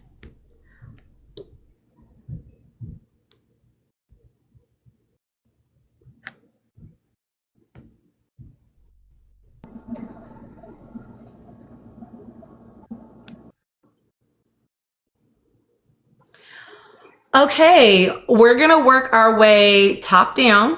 Nope, just kidding. We're gonna work bottom up. So K Boogie, I'm gonna start with you. Tell me whatever you want me to know. Hello, everyone. Tonight I am at work and I am having a little bit of an issue, so there might be a crazy ringing going on. I'm sorry, I'll turn it off as soon as I can. So I do want to bring up yesterday when we were in Bad's Live, listening to you guys discuss the whole Casey and Anaya situation really did make me have to like introspect further, and I did look more on it and I understand where you guys are coming from, so I am now team you guys. I'm gonna have to finish my conversation later because I'm getting a phone call. No worries. Anika, please give me your thoughts, my love. Hi. Hi. I could not join any live last night because I found that episode entirely too predictable and disgusting with those letters, because I know what is going to happen next. And it was like, oh God, we're going to see disaster. And I don't know if I want to see that train wreck kind of thing. So I didn't want to even really talk about it much. With regard to Kata and Zach, I don't know why Kate. I agree with what you said in terms of both of them game playing, but they're on two completely different pages. She thinks that by sealing the deal with him in terms of getting physically close, that means they would be together as a couple and they'd go forward. And he is game playing. And he is game playing her, and she's convinced that the fact that they've slept together now, he is not really going to leave. He's going to leave, and then Miss Tit for Tat mode is going to come in, and that whole thing is going to be a spectacular disaster. I don't know if I want to see it, but I want to see it because I want to see how far she will go. All right, so for that, as for everybody else, I'm not surprised with Melanie and Sincere. I expect him to continue with the same crap, and the cycle continues. And I don't know if I'm really want to watch that on my TV or on my phone screen, because I'm basically streaming this thing through people's TikTok lives. But I was just pissed off at last night's episode because it was so obvious what this thing is going to turn out to be, that they all express these feelings, and then these feelings are about to be tested, and everybody is going to be pissed off at everybody else when they see that they're going back on their words. I hope for Casey and Anaya's sake that neither of them step out and go out of whack. I really hope for their sake that neither of them fall to any kind of temptation. Or if they do, they just have a dalliance and then thing. But yeah. And I think so far that's about it for me. But yeah, I was pissed off at the episode as I saw because you could see the entire setup, and I don't like what it might turn out to be. Mm-hmm. So that's it for me for now. That's fair. Like, it's almost like a setup of like, oh, all these wonderful things for it to just be like a blow up. That's fair. I know, Kay, Each should right? show at the end of the day. Oh yeah, AJC and Zach. Danny, hi my love. Please give me your thoughts. Hi everyone. I'll start Danny, off by remind me, are you a subscriber? me. Yes, I am. So I'll start off by saying this. I had to go back and watch a prior season to like see if I was being dramatic about this season just not hitting for me. And I went back to season 7 because most of them I cannot stand. So I was like, this will be perfect for me to actually see. And I'm not going to lie. I think I'm on episode 5 or 6 of season 7, and I have cackled and I have cracked up and I have thoroughly enjoyed them, even though I cannot stand any of them on my screen right now. So that tells me that even with all of like what we know now, that season, it's not just me. Like this, something is just off about this season. Like I think we had PTSD from last season. Again, last season, I've watched Love Island for years. Last season was not the best season I've ever watched, but I think I was just entertained because you just saw them moving around. Like even if they explore too much, like I'm over here cackling at all of them. That being said, I think that's what's off with this season. All of them, and I don't know if they saw the backlash of last season of like, oh, they explored too much. And now everyone is just like up against the wall being like, well, we can't explore. But it kind of feels like you're playing a game because it's like, I know you guys cannot be this serious with everyone. And I'm not saying that they have the best options, but like y'all are not even trying. And I feel like that is why I kept wondering why production was doing these letters now. But like Anika said, I think they're like the only saving grace for a season that is slow is Casa.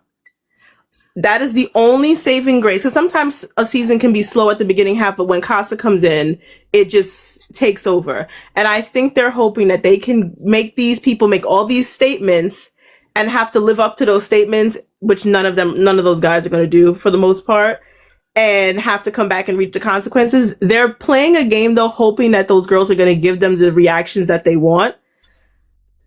I don't know if they will in an entertaining manner. Like, I don't know if you're really going to see... Kata is the New Hampshire Grim Reaper when it comes to women. We're now seeing her when it comes to a guy. Same thing with Trinity. Like, she's like... And that's why I said before, these girls are going to have to be sent a message halfway through, or they're all just going to be standing there. I don't know how fun that is. My thoughts remain on the blonde one, the 2 blonde ones. Y'all gotta go. I don't like nothing about y'all. Y'all don't bring nothing to the table. It's feeling real Klansman-like up in the villa. No. Zach, yeah, I think it's what you said, Tina. He heard closed off and was like, absolutely not. I made a mistake. I'm trying to run. And one thing about girls really early on, they can't seem to pick up on the vibe sometimes of a dude and read like context. Like, oh, do you like do you like kissing me? Yeah, thanks. Thanks. Like, what do you mean thanks? Like, are you not listening to what this man is saying? Like, you don't see how the vibe is a little off from the night before? Trinity and Bryce, you guys know I stay on his unemployed neck. I admit I am biased. I admit I don't like that man. I can admit that they like each other, but I just don't see it. Like, he's too insecure. And an insecure man to me is a dangerous man because you don't take no for an answer. How is this going to work on the real world? And I know some people are like, well, you know, the interracial aspects of it all. We've seen interracial relationships. This is not the first one. And the men have come quite confident. Alandria was way more specific with what her type was. And I don't remember it being that big of a deal for Nick. He was like, you want me to be a cowboy? I'll put this fit on. Let's get it popping. Next. Like, we've seen this show before. And I'm just like, I don't know how many times this girl is telling you either you're projecting on her because she's not your normal type, or you are just that insecure. And at 30 years old, dating a 22-year-old, that's not healthy. She's going to be insecure already, and you're not even providing like this security. It's, well, I don't know if she really likes me, but also like we was almost going to have sex.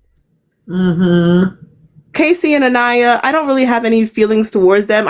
I think they like each other. I'm fine with them. I'm not overly like, oh my god, that's the one.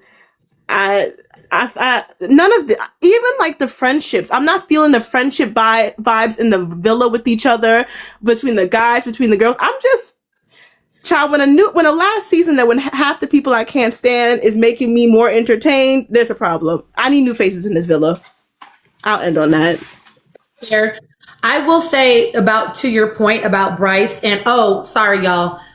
My moderator gave y'all a tap goal. You have now 6 minutes to get to 200K.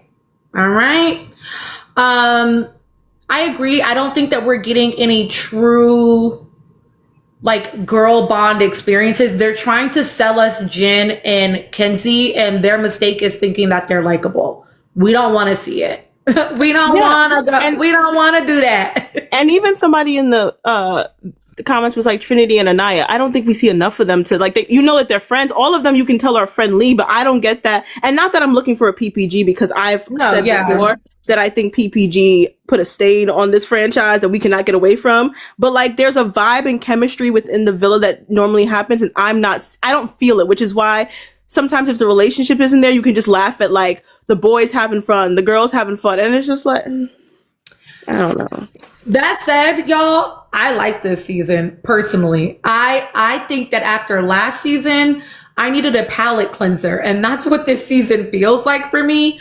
It feels like, And then like, I think we will get a little bit more with Casa and like, I'm okay with that. But I think that lots of people have been almost like on edge this season, and I actually think it's like okay to like just let it kind of be calm for me, but I want to talk about the Bryce thing. I know he brought up the interracial aspect.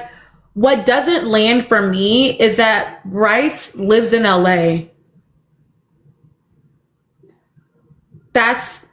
You act like you live in fucking Mississippi or fucking, like, what do you live in LA? What are you talking about? Like, it just gives like, you just making shit up. No shade. But I think, Tina, why it also bothers me is because, so to my knowledge, Trinity has never said specifically her type. Like, she doesn't go around saying what her type is. I've seen girls in that show, like Kenzie specifically said what her type was. Like, Alandria specifically said what her type was. So like, it's not like Trinity is going around being like, I want a 6'2" black man walking up in here. She hasn't really been that vocal with her type. So for you to be this subconscious is giving me like, either you're projecting or you are just that insecure. If I take it for face value that you really do like her, but you are just that insecure, to me, that is still unhealthy at the age of 30, dating a 22-year-old. Like, so when this comes out in when you guys get out into the real world and guys start looking and people are in people's DMs, you gonna be up on top of her, not trusting her? When she has to do work, you gonna be like, where you going? What? That's not healthy. I don't see how that works. To your point about insecure men being dangerous, and then no, Deborah, I'm coming to you. Absolutely. Y'all have 3 minutes to get to 200K. Absolutely, right? It is not uncommon for men that feel insecure or not like established in their place in the relationship dynamic, attempting to make you smaller so that they feel bigger, right? So yes, insecurity is not a trait that you necessarily want to see in a partner, period, I'm going to say. But I'm going to say I do think it is a little bit more allowable the younger that you are, right? He's going to turn 30 this year, and maybe that's part of what's contributing to the insecurity, right? He's like, ooh, I'm getting ready to be 30, which is a big age. It's a big deal to turn 30, right? And feeling like maybe, he's not established, he's a DJ. And I also fix trash, like garbage trucks. Like I can understand him feeling that way. And it's like, maybe then Love Island was not the place to come. MJ, you had a question. I was called Craig Ripper, trying to discuss the microaggressions from Zach and Bryce towards Trinity. Am I overreading? I don't know that I think it is racially motivated. I think that this is my perception so far, that Zach is just not that great of a person, period. Like, I think that he's just maybe not a good human. Because the things that he does, the things that he said, like, I think he's just that way with people that he sees as maybe beneath him. I don't know if it's attached explicitly to race because I haven't seen enough yet. But I feel like the things he says, the things he does, he's constantly trying to sort of, whether it's conscious or not, to like make people question their reality a little bit and feel less confident in their couples. That feels like gameplay to me. And that's why I think it's about him not being a good person, because I think like there are no morals that are making him pull back on some stuff. Yes, Anika, go ahead. Yeah, to that point, do you think that it could also possibly be a projection of his own insecurities that he's feeling in his couple? Like, okay, I feel unsure about what's happening here with Keita, but I don't know how to address it, so I'm using other couples to do the same thing. That's a great question. I actually think that's true for him and Bryce. Because Bryce, I don't know if people caught this, but Bryce explicitly made a mention of the fact that Casey hasn't pulled anybody in the whole week or 2 weeks, whatever point it was at that time, that we've been here. Like, that frustrated him. And I do think that Zach is hoping that other people will do things and move around so that he can be like, well, everybody else is doing it. Like, it's fine. Like, this is what we're supposed to doing. He doesn't want to do it of his own volition. He needs to be like, well, this is just what we're doing. Like, it's okay. Like, it's part of the process. So I definitely feel like they want to be able to blend in and go along to get along. They don't want to be the ones that started. For sure. So I do think it's about him. Like, he doesn't want to be as locked in as he is. And so he keeps asking everybody where they are to get them to go out and do the thing so that he can have a little bit more room to do the thing. That's what I do think that. No, Deborah, give me your thoughts. Welcome up, my love. Hi. Okay, I have notes. So, I love it. because my thoughts be all over the place. But the first thing that I ever thought about, specifically Melanie and Sincere, I said that Melanie might be a little bit crazy, but Sincere was tripping and she had a good intuition about it. Her reaction was just a bit, like, a lot for where we were in the show. It seems like he wanted to test the waters just to get a reaction, just to, like, see what he was working with. He was, like, smiling at certain points of, like, when Melanie was going off, like, he was kind of getting off on it himself. And he seems to be using an innocent conversation, like, as a guise, like, to conveniently say, oh, I was just, like, making sure that she's okay in the villa and that she's getting situated. But, like, he already knew how Melanie would feel about that. So either way, Melanie, I said that she might seem a bit insecure, not about her looks, but it doesn't feel like she's, like, feels worthy of love. And I know that's, like, a little dramatic to say, but it's just, like, the situations that she puts herself in, like, she doesn't want to grow. I think I heard you say that about a few couples, that they're not growing, like, together or apart. And I think Melanie and Sincere both, like, are scared of growing past a certain point because they don't know what's going to be on the other side of that. What else? Well, there's something about them too. I swear this is going to be the last thing about them too, but I think Melanie was, like, slowly doing better recently. Like, when she stopped talking to him, it was like I could see a different side of her and it didn't seem as, like, crazy. But it didn't help that Corbin was also lying to her, and that I think that would have sent her in a spiral if she was actually in a couple with him. So I'm just let it go. I'm mad that they're back together, but it is what it is. Like, they like that stuff, so it's consensual, I guess. Kenzie's off. it was almost in a fun way, but she always misses the mark. It's so weird. And then when the blonde girl came in, it just got even weirder. It was giving MAGA committee. I'm sorry, it's her. It's all the white people in there. I'm sorry, like it's all the white people in there. Even Caleb. It's giving dog whistles every time he has a conversation with either Kenzie or what's her name, Jen. It's like they say this coded language, oh, like we're all from the same place and we have everything in common. And it's just like, what do y'all really have in common other than being white and from the South? Like, can y'all please get it together? Kata is my Haitian queen. I don't know what's going on with her and Zach. I'm sorry, I can't truly believe that she doesn't see what Zach is doing. I think she's kind of playing the long game, but I'm not entirely sure, so I guess we'll see. I can't believe she messed around with him on TV, but it is what it is. Yeah, that's basically Come back to you for more thoughts. No, Deborah. You said some things that I need to comment on because you hit on a lot of things that I've said before, but I agree about Melanie and Sincere. So somebody asked in the comments, like, is it intuition when he said that he's a cheater? I'm going to say yes, because when she was asking him, she knew something was up and he was actively telling her, no, it's not. We were all watching him in real time on TV gaslight that girl. Period. Full stop. I'm sorry. I know it's a big word. You know, it's a big word for Elmo to use with that man, but that is truly what you were watching. He was literally saying your reality is not true. That's not what it was. And she knew that that's what it was. And so I think that, you know, when you have someone, you feel something in your body is like, something like, cause the reality is, yeah, they did sit over there and talk about fucking pizza.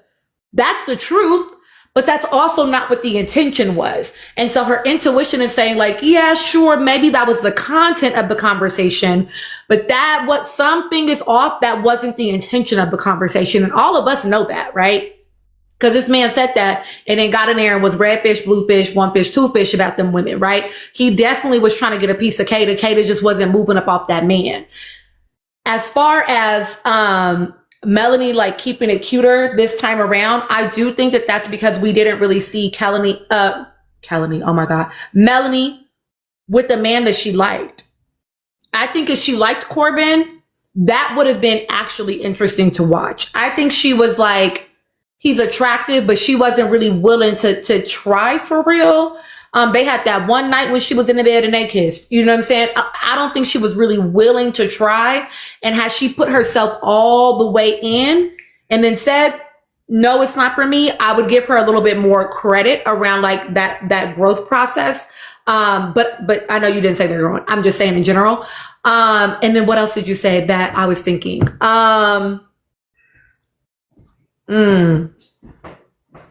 You said something else about them. But yeah, I think that give her a little bit of credit, y'all. I do think it is. Oh, you said like, I agree with you. It's both and when it comes to them too. He was absolutely being disrespectful and disrespectful because he was lying, right? If he was being like, yes, I'm exploring soul. Yes, I'm interested in soul. Yes, we kiss. Yes, this. If he was doing that, I wouldn't care. But you're actively lying to this girl's face and then lying to the other girl too. You know, that's what I can't fuck with. Like, and I know it's a show, whatever. They don't have to have morals, but I don't have to like it either. So yes. And, somebody said in the comments real quick. Yeah, I hated Soul's letter, y'all.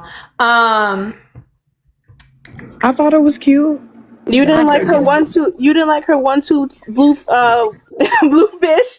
Her rhymes. You didn't like it. I did not like it.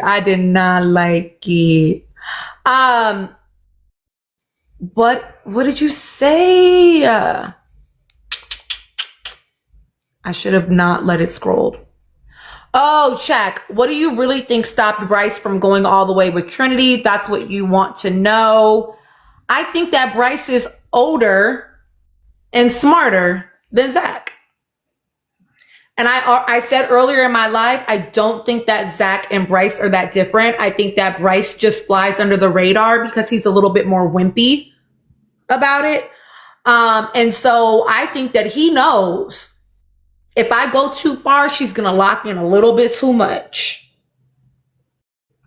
And unlike Zach, I think he has a little bit more self-control around it, right? I think he's controlling the situation just a little bit more around like how far he's willing to go.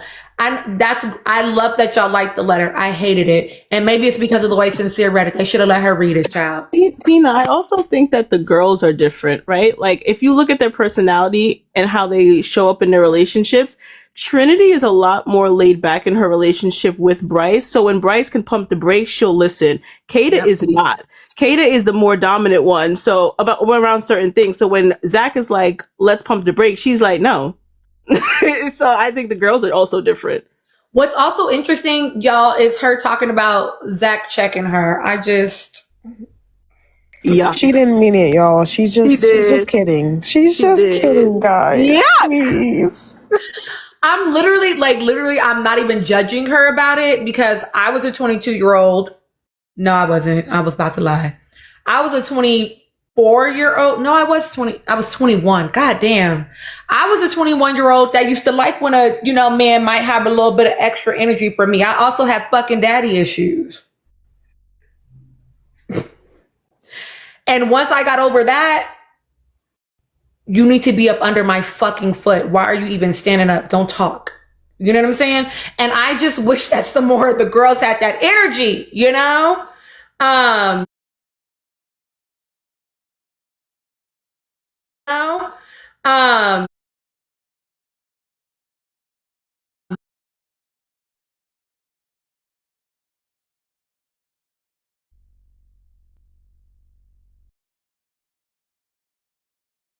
Okay. I was not always together. Is the live frozen for all of y'all? It just worked again. Now it's working. Okay. So like I'm not judging her about it at all. It wasn't, let me say, it wasn't about checking me, but I liked the man that had a little bit of a sternness to him back in the day, right? That had a little bit of like, you're not just about to let me run over you back. You know what I'm saying? And not that I like to run over my man now, but y'all get what I'm getting at. You know what I'm saying? I did like a man to be a little bit more like firm with me.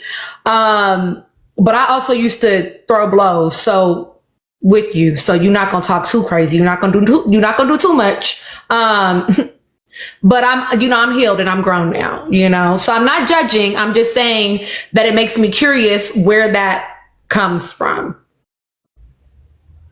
What is that about? Angie, please give me your thoughts, my love. Hi guys, I'm not gonna lie, I almost took a nap just now. I was so tired. There's something you said earlier, and I completely agree, which is I'm enjoying this season. I don't see what it is that everybody's hating about it. I fear people had so much expectation on this season, and they were coming from such a high of emotion from last season, and they went into the season expecting the same thing.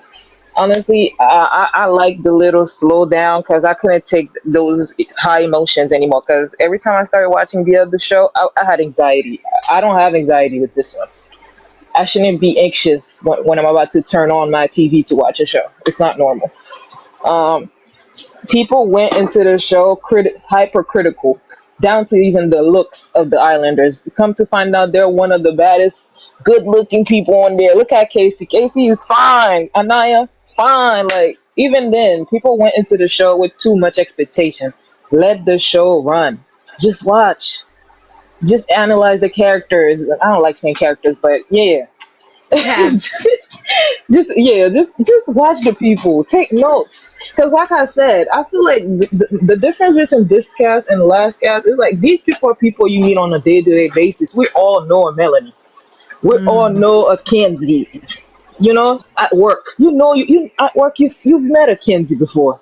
Where you hear where you hear those little freaking whistle blowers and you're like, something is off about you. You know these people. Last year was too much. Last year was excessive with everybody. People were excessively like, where did y'all come from? Where did they get these people? And when it comes to the super sexual, how sexual the season is, I blame production. I don't even blame the cast. I feel like production started the whole season on a very, very sexual note. It got very lecherous real fast. Because like even down to the challenge for the people to couple up. Why were we kissing everybody? That's what they wanted. Even when they sent the Islanders with the bombshell, why were in one bed with three people? Y'all know what y'all got, what you guys wanted.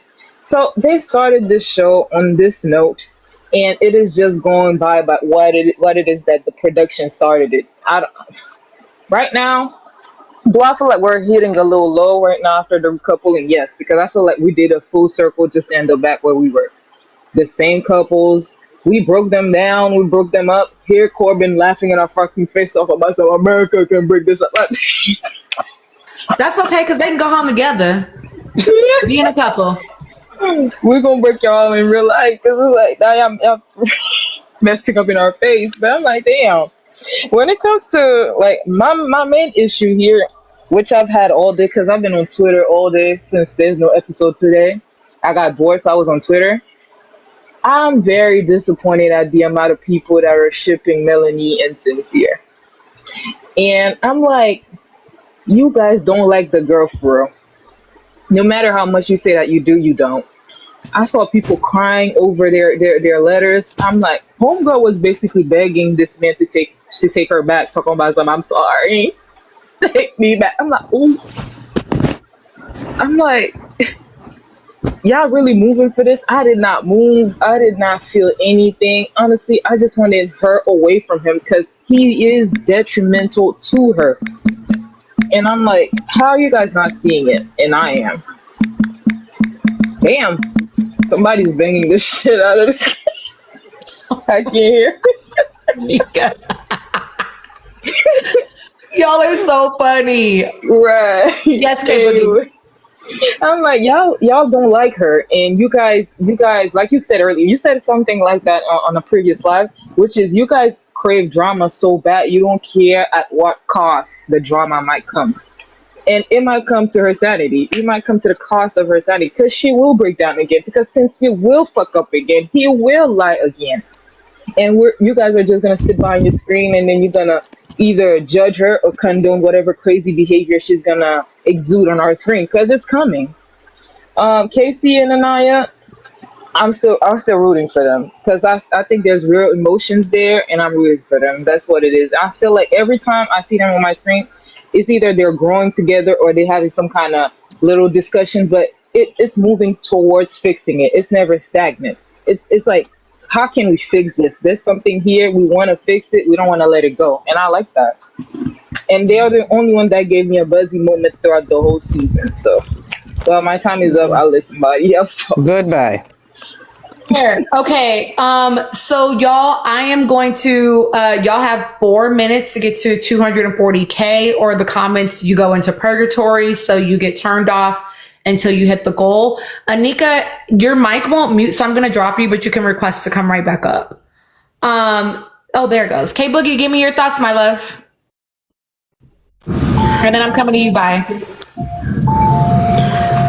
Okay, so my main thought. Firstly, I want to talk about the reason that I think I am not enjoying this season. The reason I'm not enjoying this season is because I'm not feeling anything for anybody. Last season, I was feeling things for several different people. I feel nothing but hatred for the bozo, you know, and disinterest for everyone else. I can't, I feel yucky about this cast for many different reasons.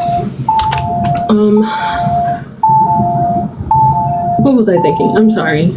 Oh, Soul's letter. Yes, hatred. I have a deep hatred for maggots, and most of them blonde people give me maggot feeling. Okay, hatred is a feeling, however, it is not a positive feeling. There's a difference. Anyways. She works in a hospital, so those of y'all confused. Okay, keep going, K-Boogie. Yeah, sorry guys. Soul's letter, I'm kind of afraid of her music if her letter sounded like that. Shut up, that's really mean. I know that's really mean, but like genuinely, I've been hearing a lot of bad music recently, and if we add that in, I'm gonna have to cut off my TV forever. I feel like we just keep on reiterating the same things. Trinity and Bryce, let them go. Let them go, baby. Trinity and Bryce, let each other go. I love Trinity to death. I want Casa to be a great time for her. Bryce, I want you to get off the villa.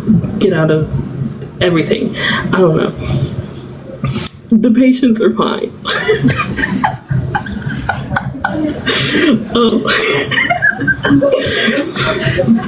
Oh my god. I just want everyone to leave the villa except for maybe like Trinity, Casey, and Naya. For real. I'm over it. That's all I really gotta say. I am watching about 50 patients at once, so you guys shut up. Thank you. I love it. Listen, soul. You know what? Maybe it's just who read it. Maybe if she had read it, it would have like hit differently because like she already kind of like had practiced it, you know, like I don't know if she practiced it. It doesn't but she matter knew it, you know, she was familiar with it. It doesn't matter who reads Green Eggs and Ham, it still sounds the same no matter who reads it. It's still Green Eggs and Ham. I didn't like it, y'all, but that's okay. I don't got, you know, whatever. Okay. Hold on though. Somebody said in the nervous system. What does she mean? Her nervous system, y'all. I'm not going to hold you. I quite literally watched his nervous system slow down with her. I'm a telemonitor. Someone asked. Y'all are in a comment purgatory. You need to get to 240K. Something that I said is that I quite literally watched. Sincere's nervous systems like down regulate when he was with her. Like you just like, I feel like y'all probably noticed it, right? But he was just much softer with her, much slower with her, less hypervigilant when he was with her. It was just a real calm that you don't see between him and Melanie. Now, maybe they're going to come back together and it's going to be very different. I don't know why it would be. But maybe they'll show us that it's very different. But yeah, we don't see that same level of like down regulation of the nervous system and like softness that we see with Soul with Melanie. So it doesn't shock me that Soul, like when she said it on the show, I was like, well, yeah, like that's what I feel like I've been watching the two of them do this whole time that they've been together. And I don't know, like you all have never, like, I'm sure you all have had the experience of just like being in the presence of someone that feels like a calming presence, you know? I feel like that's what they are for each other. But I think that also is so abnormal to him that he chose the thing that felt safest, which is Melanie. And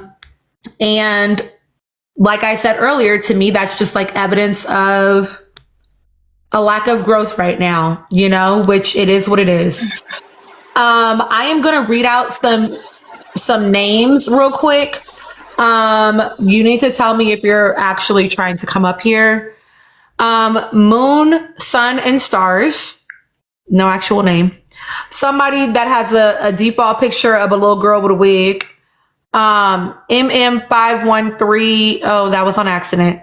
I am Apollonia, Anna, and S. Enrica. Are y'all trying to actually come up here?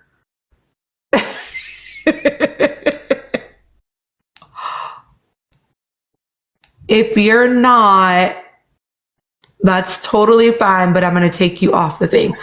Okay. Who was the second one? Somebody with no edges? What you say?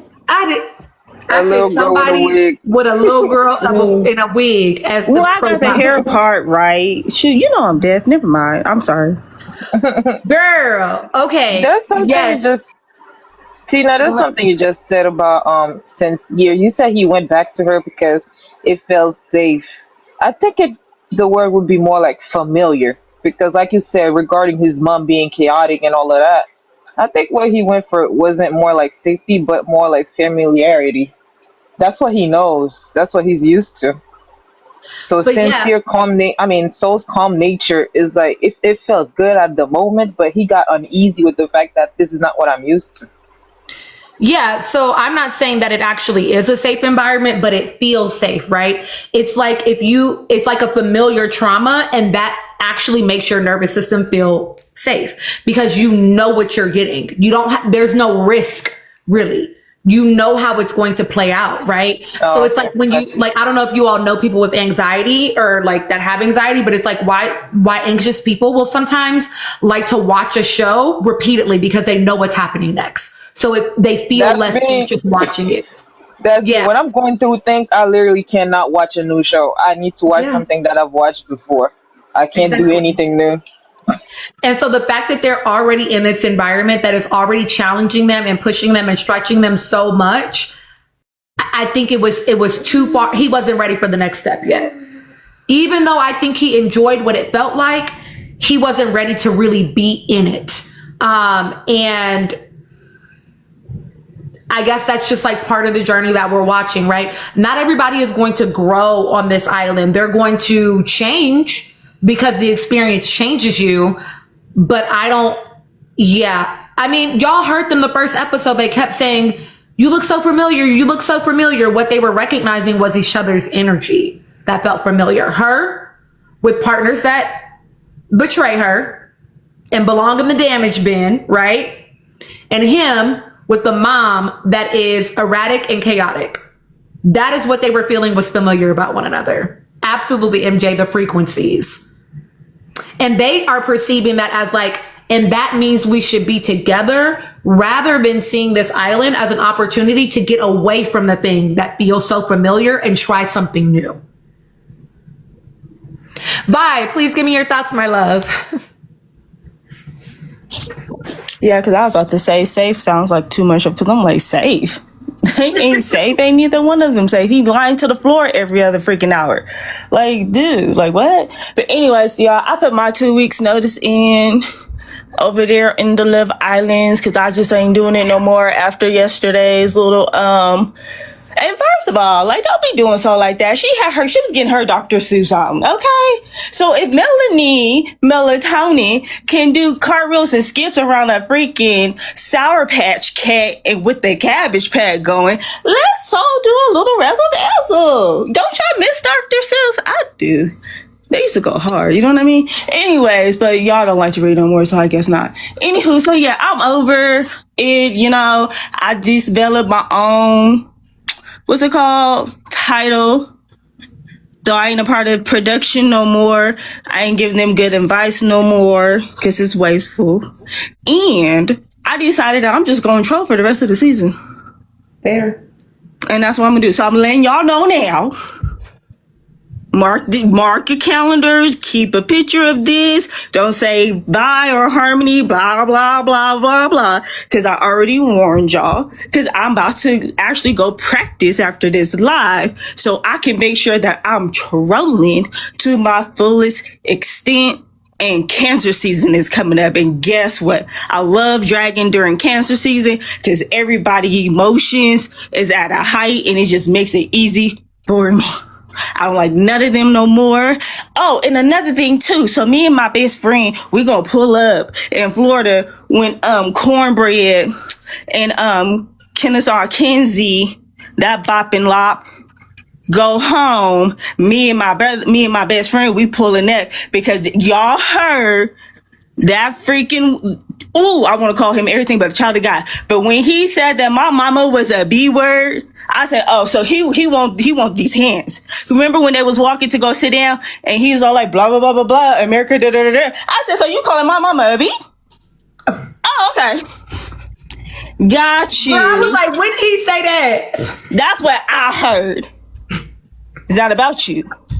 That's what I heard. And I'm ready for the smoke. Tittles. Y'all, she's talking about Corbin walking back to the couch and saying America can't break up shit. Oh, Tina. And I said, oh, so you coming for my mama? Okay.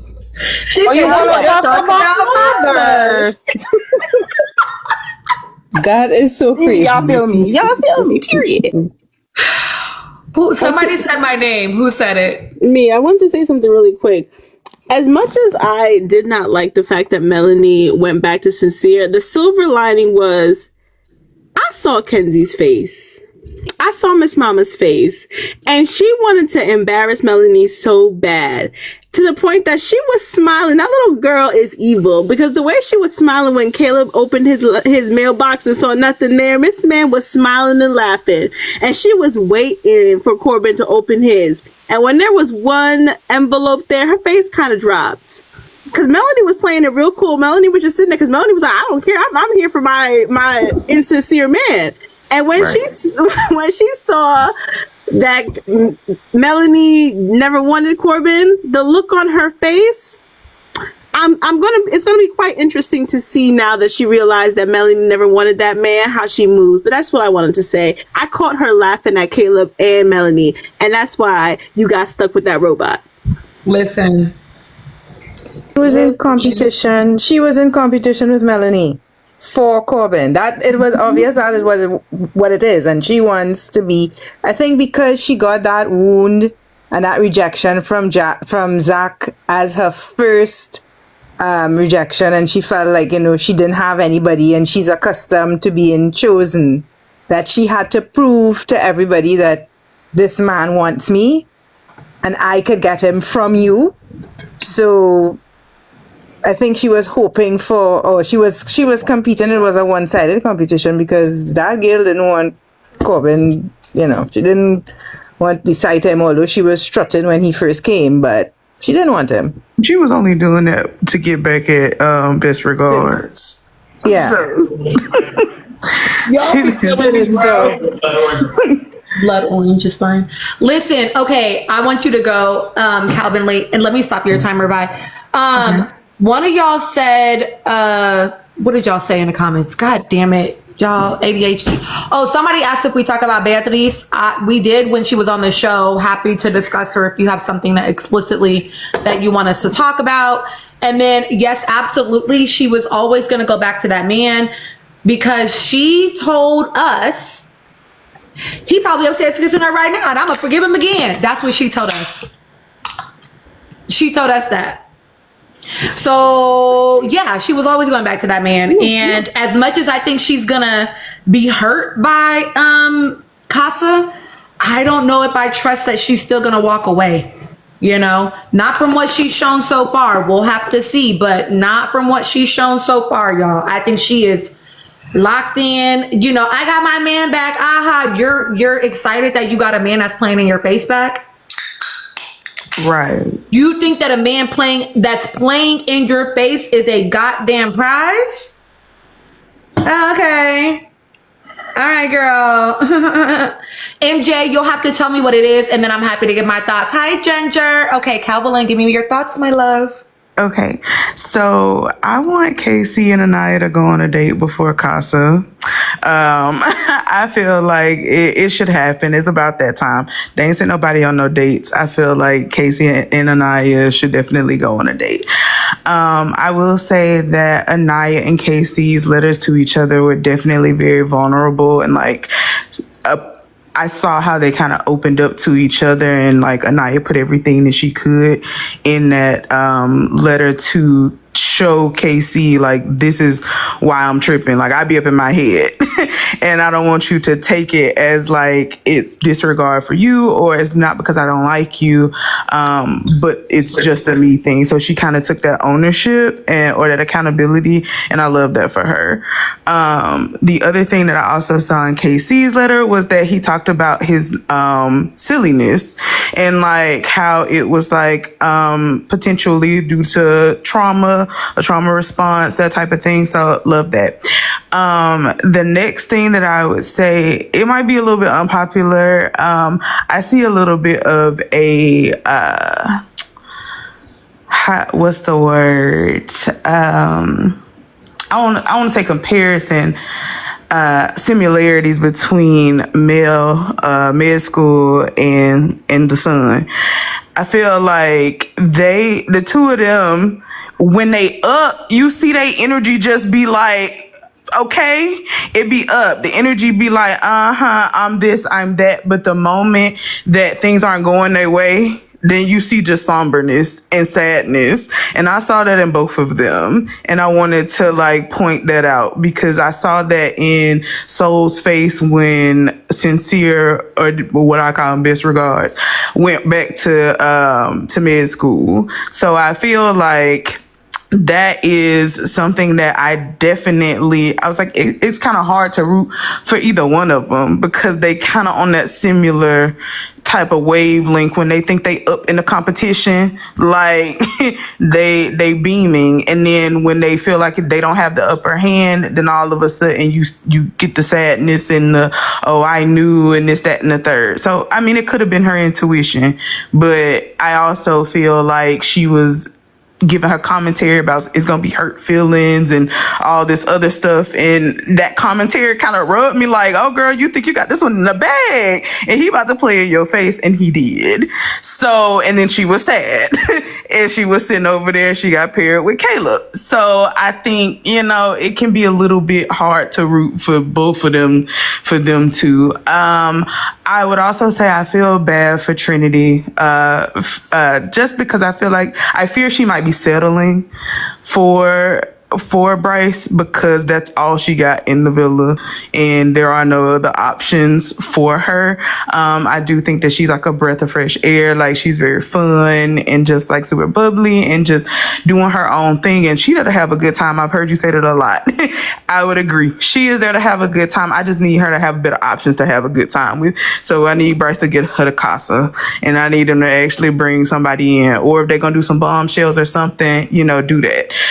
Cause Bryce just ain't it for Trinity, and I can't chip that either. But I also feel like Bryce a DJ, why he ain't DJ for his fellow islanders? Like we want to hear the unta, the like it's gonna be so, it's coming. Like I feel like that would be more fun, than them doing a little Zen session led by Naya and Kenzie and her splits. So I just feel like that's interesting. On to Kenzie Corbin, or I like to call her 2013 Vision. She I'm gonna keep it cute, but she interesting. I saw her brother say that she ain't vote for that orange man, but I ain't buying it. So I'm gonna just go ahead and move along because she ain't have no reason to say that about Soul when she walked away. I do think that she an interesting character, and she is very much so fetishizing the Jablasian in there. And I hope he see it, but I don't think that he sees it. Honestly, I think that he thinks that she really likes him, and that's unfortunate. Who else did I forget anybody? Oh, the Portuguese prince and Blondie number 2.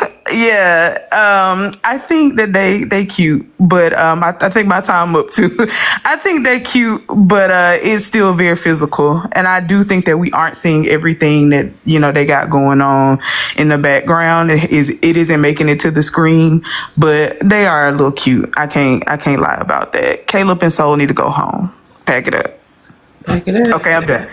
Okay, thank you, Kawalin. MJ, I want you to tell me what this discourse is, but I do want to say to y'all in the comments, why do you want Anaya to be single in Casa? Why do you want her to be single in Casa? Also, what else did y'all say that I was like, what? Why?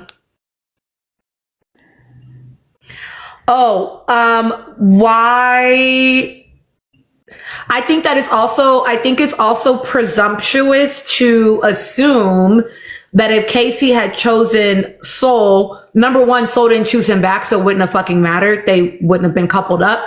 But it was presumptuous to think that even if they had chosen each other, that Anaya would not have been dumped. I think that they might have been planning to dump whoever the two were, but I think they chose to keep Soul and Caleb for whatever reason.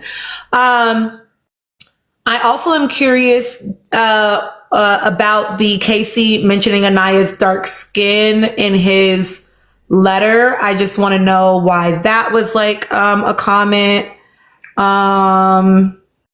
Okay. I think that's it. Those are the only comments that I had questions about.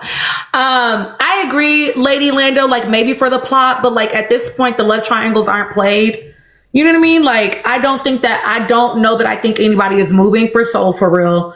And I don't think anybody's moving for Caleb for real. So like, why are they there? I don't know. Maybe they're there because they think that America will make them a bottom couple. And if they're voting out two couples, then it will be them and whatever other couple they don't care about getting rid of. Rather than it being a couple that potentially they want to stay. So like they can't manipulate our votes, but they can change the way that certain rules are in the villa in order to sort of manipulate the vote, if that makes sense. So like, I don't know if y'all have watched Love Island, if y'all watched season 1 of Love Island Games. I think it was season 1 where they like had us vote for like people that we wanted to go home. Instead of just like sending a person home, they chose the bottom 3 and then they gave them all boxes to open and you can either take the risk or whatever the fuck the game was. And basically what my mutual shared is like when they do things like that, it's because they don't care about who goes home. Like all of those characters are disposable, like cast members at that point. So like, I think that, I don't know. Portia, I don't think about Sean's interview at all. The only thing that I think about Sean's interview is that I hope that it makes people finally get up off of this idea that Anaya doesn't like the idea of exploration, because if it's true that they were talking every single morning, the girl was exploring. Like at this point, what else do y'all fucking want? That Jax, what are you talking about, friend? Are you being serious right now? Are you being serious?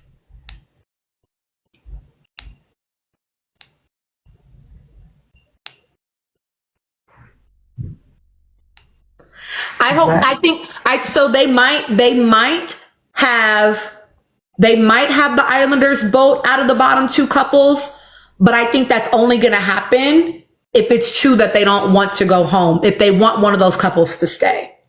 Otherwise, I think they might drop on both. Okay, MJ, please give me your commentary around what this discourse is. Hey y'all, I just want to say real quick, I love that y'all keep it so cute and like friendly in here, because they be getting real wreck in the other lives. But this is real friendly and I love it. And I love that, you know, even if you don't agree with an opinion, I think it can open up your mind to begin understanding it. It's all about the delivery of it. Nixon 5. Other than that, I want to talk about Bea being a confessional gangster for Mel. In the villa, out the villa on After Sun. And then what did it was, at first, I was like, is it because she's like jealous of her? I'm like, no, it really doesn't give jealousy. I'm not going to put that pin on her. But then I started seeing people say that she wanted Sincere because she kissed Sincere in that one challenge. And I was like, is it because of that? But then Shawty went on live. And they were like, oh, who would you have wanted to couple up with? And she was like, oh, Sincere, but I didn't want the villa to blow up. It's like constantly making comments like that. Like, but then the very next sentence after that, she was like, oh, but Mel's my friend, da da da da da da. Like, I feel like Melanie had that one situation with her, never spoke on Bea. There's probably plentiful things that Melanie could have spoke on and just never spoke on it. So when Melanie gets out the villa and sees all that footage of this girl constantly talking about her and then like covering it up at the end, like, oh, that's my friend, da da da da, it's not going to settle right. So I do want to hear opinions on that. I believe that Zachary and Bryce, we just need to send them on a date. Figure that out. I'm tired of it. I feel like they be playing in our face and sometimes it's a little bit too far. I want to know if y'all think Casey's mask dropped in the last episode. I've been seeing a lot of comments about that. And then Mackenzie, she tried it. Mackenzie tried it with projecting and her hypocrisy. And I just feel like karma is going to come collect her and that man when they get out the villa. Those are my thoughts. Okay. Love it. I'm going to answer about Bea. I'm going to answer about whether or not Casey's mask slipped. And Zach and Bryce, y'all, I don't think that they're gay. I don't think that actually. I will say that, listen, as far as it goes with Beatrice, I hear you about like Melanie might get out of the villa and realize like, damn, you know, she was talking shit about me in the confessionals. But honestly, y'all, listen, okay, I'll answer your question in a second, Creative Mermaid. But honestly, from what we saw from Bea, I have no reason to think Bea didn't say it to her face, to be perfectly honest, because Bea had no problem saying it to her face about the other thing, literally said, and I'll tell her that tonight. So I don't think that Bea said anything in the confessionals that she wouldn't have said out loud to literally everyone. So I don't know that I think it's necessarily going to be a shock to Melanie to hear that Bea thought some of the things she said. That said, I don't really feel like Bea has one-sided beef with Melanie. My perception, I don't think she has one-sided beef with Melanie. I think that Beatrice strikes me as a girl. She told us, I compete for medals, not men, right? So I think that there's a part of her that doesn't connect or resonate with Melanie because of how Melanie acts about men. Number one, I think that's like one part of it. I also think that I know we're not seeing everything, right? We got the give me 10, right? But then Bryce told us in one episode how Melanie flipped the villa upside down for one conversation with Kata for a week, he said. And then we had Casey literally sprinting damn near to keep Melanie from going upstairs. We had Trinity tell us that if anybody tried to pull Sincere, the conversation would get interrupted. Or no, she said, if anybody tried to pull Sincere, she would be pissed as fuck. And Bea said, yeah, like she'd interrupt the conversation. So they are obviously having an experience of Melanie that we're not watching on our screens, but that I think if we listen to what they're saying, we can put some pieces together. I think we also saw like Melanie act like, I want to say a mean girl, but I don't think she was successful with Kata. The fact that she had so much smoke for Kata and then so much smoke for Soul and not the man that was playing in her face both of those times, I think that that's also a disconnect for Beatrice. That literally has nothing to do with the conversation. No shade, whatever your name is, with the yellow background. It literally, that has nothing to do with whether or not Bea and Melanie are going to get along. That has literally nothing to do with it.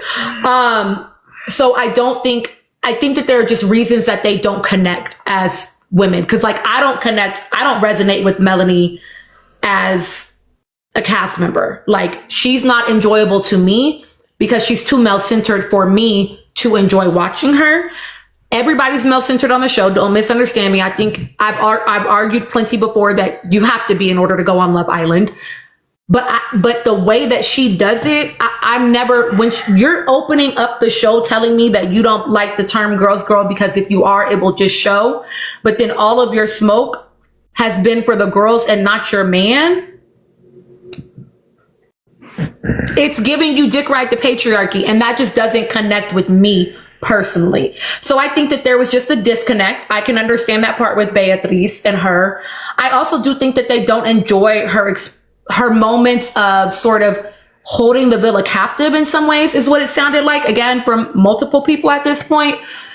So again, I just think it's things that we're not seeing, you know. I don't know that Beatrice is going to care, honestly, one way or the other if Melanie feels a way about it, but I also wouldn't presume that she never said anything to her just based on how we saw her move in the villa. As far as Beatrice wanting Sincere, I think that she wanted to, like, he was another guy she wanted to explore. She was open and honest about that. But all the girls have said that that's not an option because of how that girl acts. The only reason why Soul was able to was because she was a bombshell, basically. And Kata too, because she was a bombshell. But all the OG girls are probably not touching that. Similarly to how none of the OG girls could touch Jerry last season. Not that I think those girls are the same. I'm just drawing that similarity. As far as Casey's mask slipping, I don't think so. I think that people want to villainize him. I think that my perception is that man actually hasn't done anything to warrant some of the backlash that he's gotten. People are either allowing themselves to fall victim to editing, or they just, in the other scenario, and that carries a comfortable effect. Portia, I have a whole video breaking that down for y'all. Again, falling victim to editing. And I do think that there are people that can't imagine that veneration of a dark-skinned Black woman could happen without it having like an alternative motive. And I know that, and this is also another moment where I think people are falling victim to editing because they're like, it came out of nowhere. And I'm like, babes, that's Chris. Seventh letter. They can hear your phone. Oh. So like Miles, I disagree. I don't even know what you're talking about. Tell me one. But I want y'all to understand that you're getting 1 out of 24 hours. You can't possibly think that they're showing you the start and end of every conversation, y'all. Like, I know that y'all are smarter than that. You know what I'm saying? So like, I just feel like, y'all, why would you think it came out of nowhere? And I've said it before and I'll say it again. Sincere told, nope, Miles, that's inaccurate. Go watch my video about it. Again, y'all gotta not listen. Y'all are acting. No, that was about to be mean. Don't fall victim to editing is all I'm gonna say. Do not fall victim to editing. Do not fall victim to editing. You're literally watching the scene be chopped up in real. You're watching it be chopped up. Don't fall victim to editing.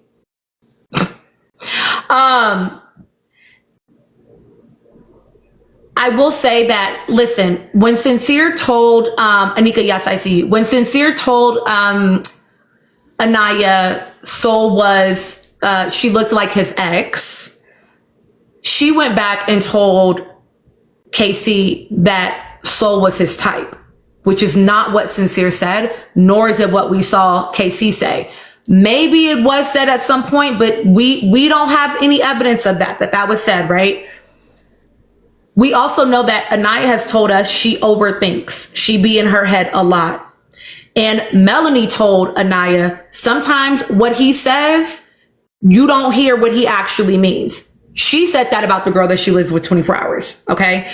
And then we also got a comment between Casey and Corbin where he tells Corbin that Anaya told him, I think that I'm your second option and really you want Soul. So I understand that people feel like him telling her, when I think of a Black woman, I think of you, you're the blueprint. Him referencing her rich melanin is out of nowhere. I would say I think you have enough moments of listening to Anaya and other people talk about how she does information to make some assessments that maybe she does have a little bit of feels about light brights, right? Y'all know how Black men do. That's not no shocker. You know what I'm saying?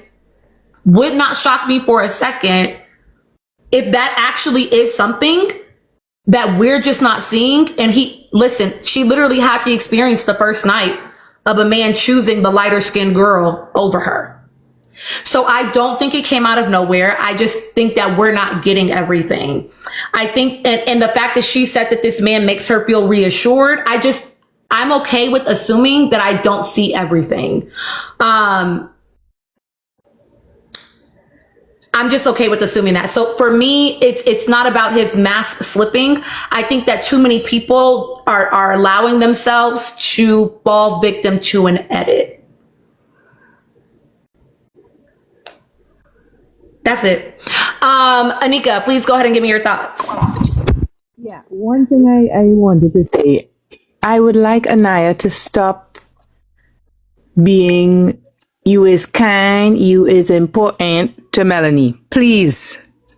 I wish she would stop it because it's not being reciprocated. There is nobody there, at least from what we are seeing, that is, when Anaya was going through her own distress, save and except for the conversation she had with Trinity, not even Melanie was fully reciprocating what she was doing for Melanie. And I hoped, I was watching it and saying, I hope she's really paying attention and not just venting and not seeing that Melanie is not giving her the same energy that if the shoe was on the other foot, she would have given to Melanie. Because you're leaving your bed and you're going upstairs to Soul Ties every morning to hug her while she's distressed, and it was very, very upsetting to me.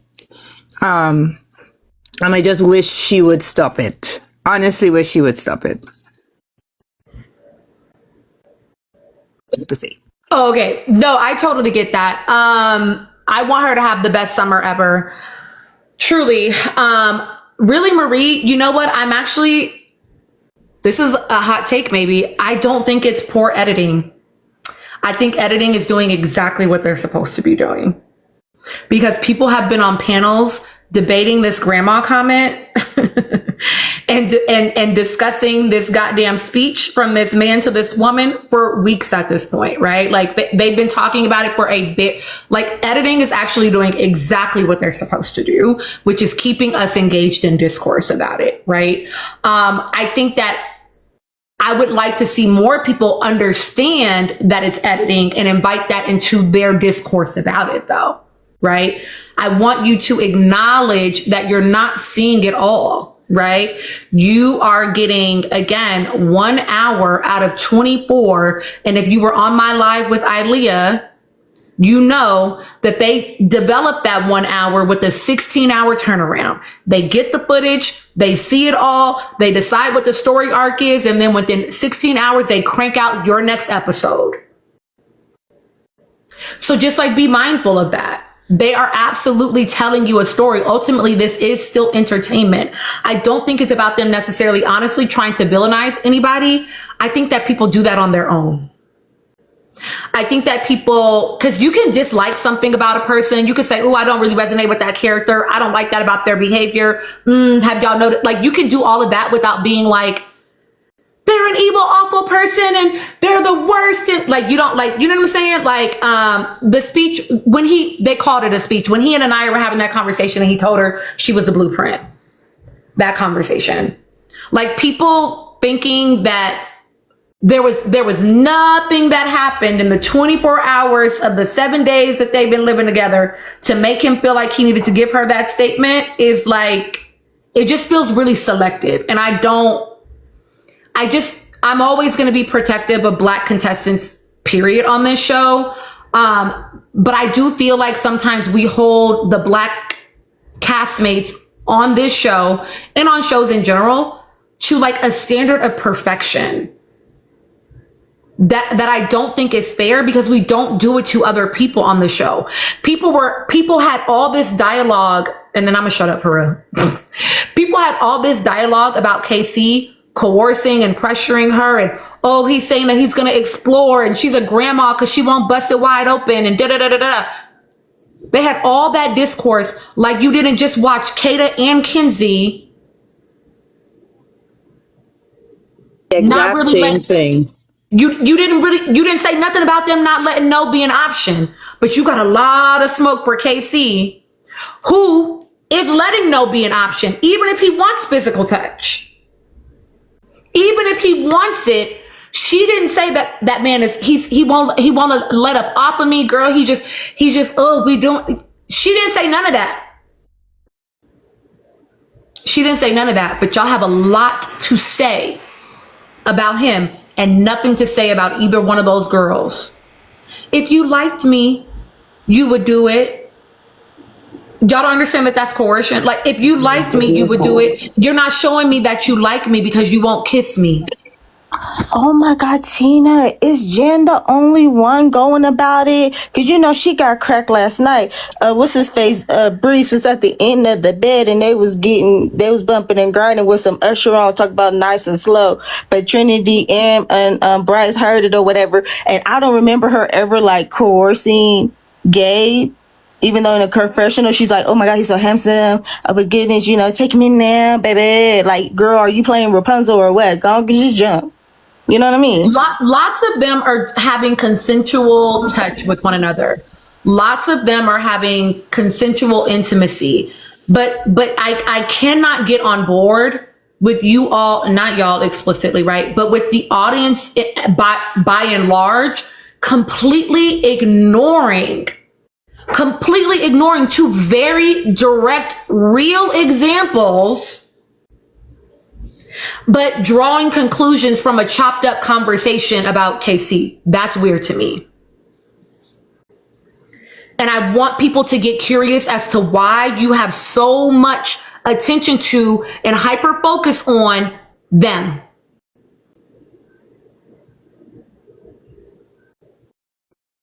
But Bryce is a white man. No shade, Brooke. Bryce is a white man. I'm not trying to be funny. I'm being serious. A black man telling another black woman, I know how y'all get done in these environments, and I want you to know that that's not how I'm moving about you, is not weird at all to me. Because is he wrong? Did we not watch entire publications do Michelle dirty all last season? Did we not watch people Photoshop Olandria's face onto that man's body last season? Like, are y'all okay? He's not wrong. And the fact that she started her journey with not being picked by her choice for the lighter skinned girl, I just want y'all to imagine that he knows more about her than you do.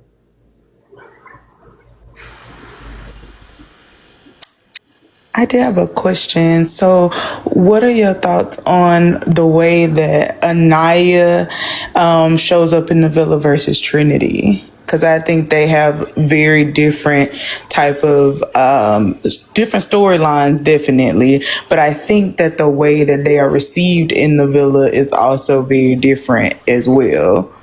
I agree. I'm gonna touch it. Okay. I want to say, Brooke. I hear that about the letter. They just spent 3 days with her being convinced he wanted the light bright over her. She was convinced that he wants the light bright with the pixie cut because she's your real type. That's what she said. Mm-hmm. But so him saying, no, I like melanin. I like your that is on purpose. That is not for y'all. It's for her. It's not for you guys. It's for her. So I understand why it felt like, ooh, but then I want us to get curious about why he might be offering that to her. Can I share my thoughts on that? Hold on real quick, Beyond. I want to answer Calvin's question. Number one, I love how Trinity shows up in the villa because in my opinion, she's literally subverting every expectation of a black woman in that motherfucker. And I love that for her. She does not give a fuck what y'all think about the fact that she was doming up that man in the back of her mama's car. And people are like, oh my God, on TV with your mama watching, girl, like, you know, all like the black parent tropes, right? And it's like, she don't give a fuck. She's being herself, right? She's not playing not that I think it's fake, right? But she's not playing into the role of, oh, I have to be reserved and I have to contain myself and I have to be, you know, perfection in order to be accepted. She absolutely, Joy Oh Boy, is giving young and turned. And I'm going to offer an invitation. Do with it what you like. I'm going to offer an invitation. She is showing up that way. She is not showing up as like the respectable Negro, and y'all still fucking love her. You still love her. So maybe just give a little bit of space and grace for Anaya to show up how she's showing up too. She does not have to be perfection, right? When it comes to Anaya and how she shows up in the villa, one, she's older than Trinity. The other thing that I think is really important about Anaya is Anaya has a career, and that's not me being shady to anybody else, but she is working she's a director of marketing for a nonprofit, which is philanthropic work. She has a career. She actually does have to probably think about the way in which she presents on the show, right? And so I do think that we are seeing, I think naturally she's just predisposed. Valerie, yes. And I still think what I think about it, right? But like, I do think naturally she is predisposed to probably be a little bit more reserved. And I think that she has to consider what happens when she leaves the villa in a way that other people don't. Anaya also is from a different tax bracket than most of us, and she has been in circles that a lot of us have not been in, right? And there is a certain way in which you engage. No shade. When I know people didn't like it when Bea mentioned it to Corbin about going to the golf course, but that should have told you something right there about how Bea moves in the world. She knows where the deals are made because she's a fucking Paralympian, right? So she's moving in certain circles and in certain spaces. Anaya, very similarly, but since birth. Not something that she grew up, it's not something she developed or persevered to. She's been that since she was born. And so she is going to present differently. I think that people end up being hypercritical of Anaya and they end up laughing at Trinity. And I think that people love both of them, but they absolutely relate to them differently. It's almost like polar opposites. Like on one end you have the fun girl, and then Anaya's more boring and like, oh, we don't really get a lot of personality out of Anaya, which I do agree. I think she has that upper echelon type of vibe to her where it's like, look, I can't embarrass my family on national TV, and I do have my career. And then also too, marketing. She knows how things are going to appear. When you were saying like mentally her being able to be a little bit more developed, I do think that she knows how things can come across. And so a lot of commentary that I have seen have said Anaya kind of under the radar, like it gives very much so like under the radar. She's just, very calm, collected. She talks to everybody. Sean said the same thing, like she's so easy to talk to. So I don't think that it's a bad thing necessarily. Like you said, it should just be grace for Black women to show up in different flavors.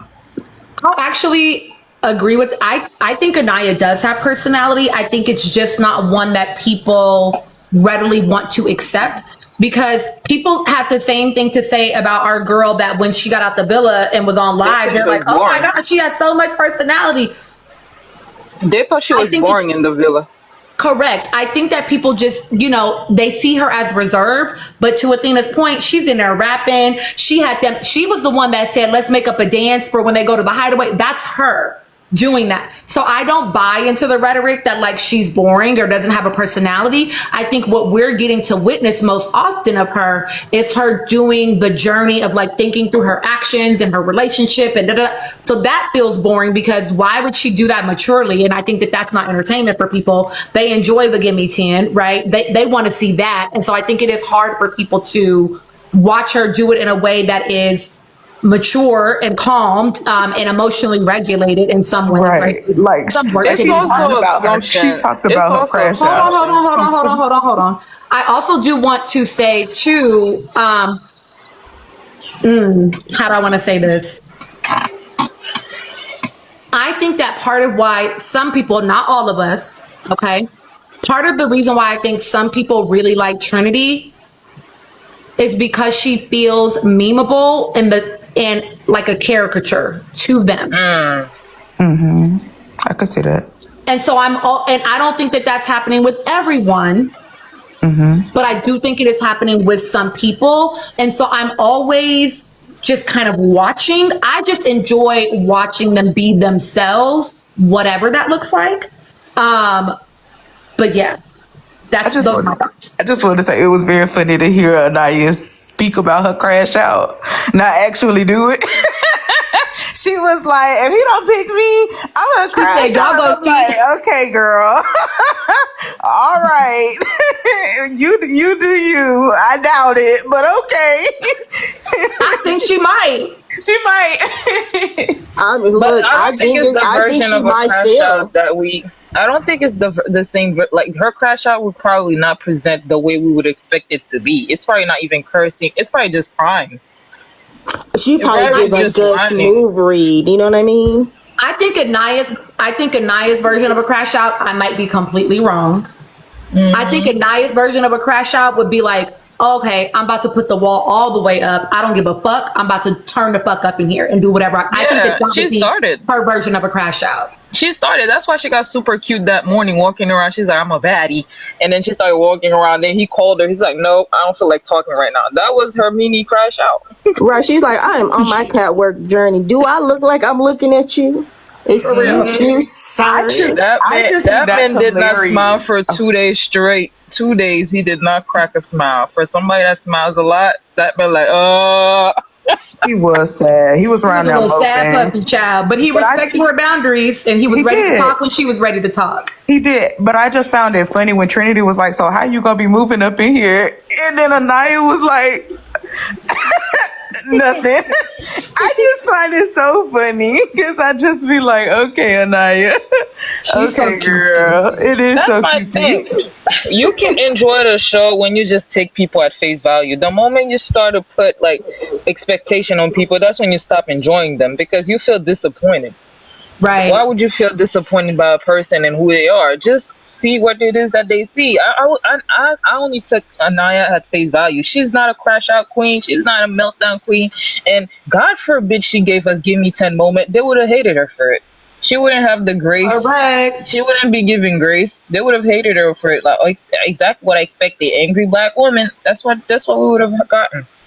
So, AJC, I want to talk about your comment, but I have to let Beyonce's drop in. Mike, I'm sorry, I can't see your whole name. Beyonce's dropped. I have to let you give your thoughts. Okay. Okay.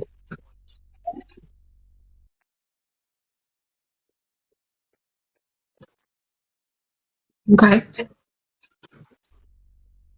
Entertainment show. It is made for entertainment. And I think the show does a lot of foreshadowing, which is why we saw even Sincere talking to Casey when they were in the dressing room, talking about if I didn't approach So, what would you have done? And Casey said I would have probably pursued her. It's just all that talk before they got to the love letter portion of the show. It was a lot of that talk about him and Soul and all that. And to see that even in the confessional with Casey, he would say it's time to choose me and I'm thinking about moving differently and et cetera, I think that was a foreshadow. And then for this to happen on last night with the letter and that Soul is now coupled up with Caleb, I think that it's another opportunity for Casey to approach Soul because like he did with the challenge of the pie, how he went over over there to console her. And I could see him going over there to say, oh, I'm sorry that happened to you. That shouldn't have happened. And it leads to something else. I think it's a lot of foreshadowing. Even if you see the way the camera panned to him at the end of that, when Soul got rejected, and they panned to Casey's face and he looked like kind of distraught. So I can see that storyline still picking up at the end. Next episode. And I know for a fact that producers they can't tell them what to do, but they can suggest people to have conversation. Like, don't you think you should talk to Soul, et cetera, and he'll probably do that just to make TV. And so that's just my thoughts on that. I don't think it's over. Yeah, actually the Titus, they edit within a 16-hour time frame. They have like a whole team of them and they edit within 16 hours in order to push out the episode. I actually think the storyline is done. I think that he, what he said in that, at least what he said that night, right, is like, I would have been more open to it. Not that he was like very much so gonna go for it. I also think that like he directly told us, no worries, the Titus, he directly told us like it's done for him. I don't think that you're wrong. I think that the foreshadowing though may have been that, like someone said in the comments, that Sincere was getting ready to not choose Soul. I also think I could buy this theory more if we weren't voting for the last episode.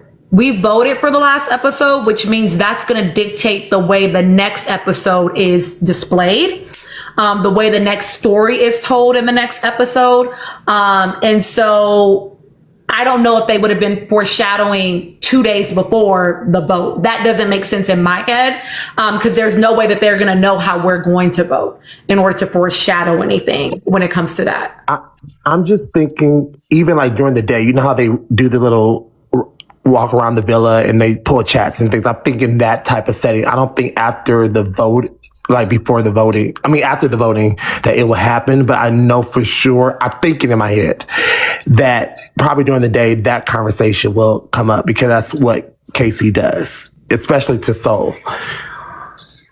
Calvin, I agree. Let's go ahead and get to 300K likes. Let's do it in 7 minutes. Is a long time, but I'll give you 7 minutes to do it. Otherwise, comments go into purgatory. I kind of do feel like it's Bones. I think at this point, it's time for dates. It's time to get ready for Casa.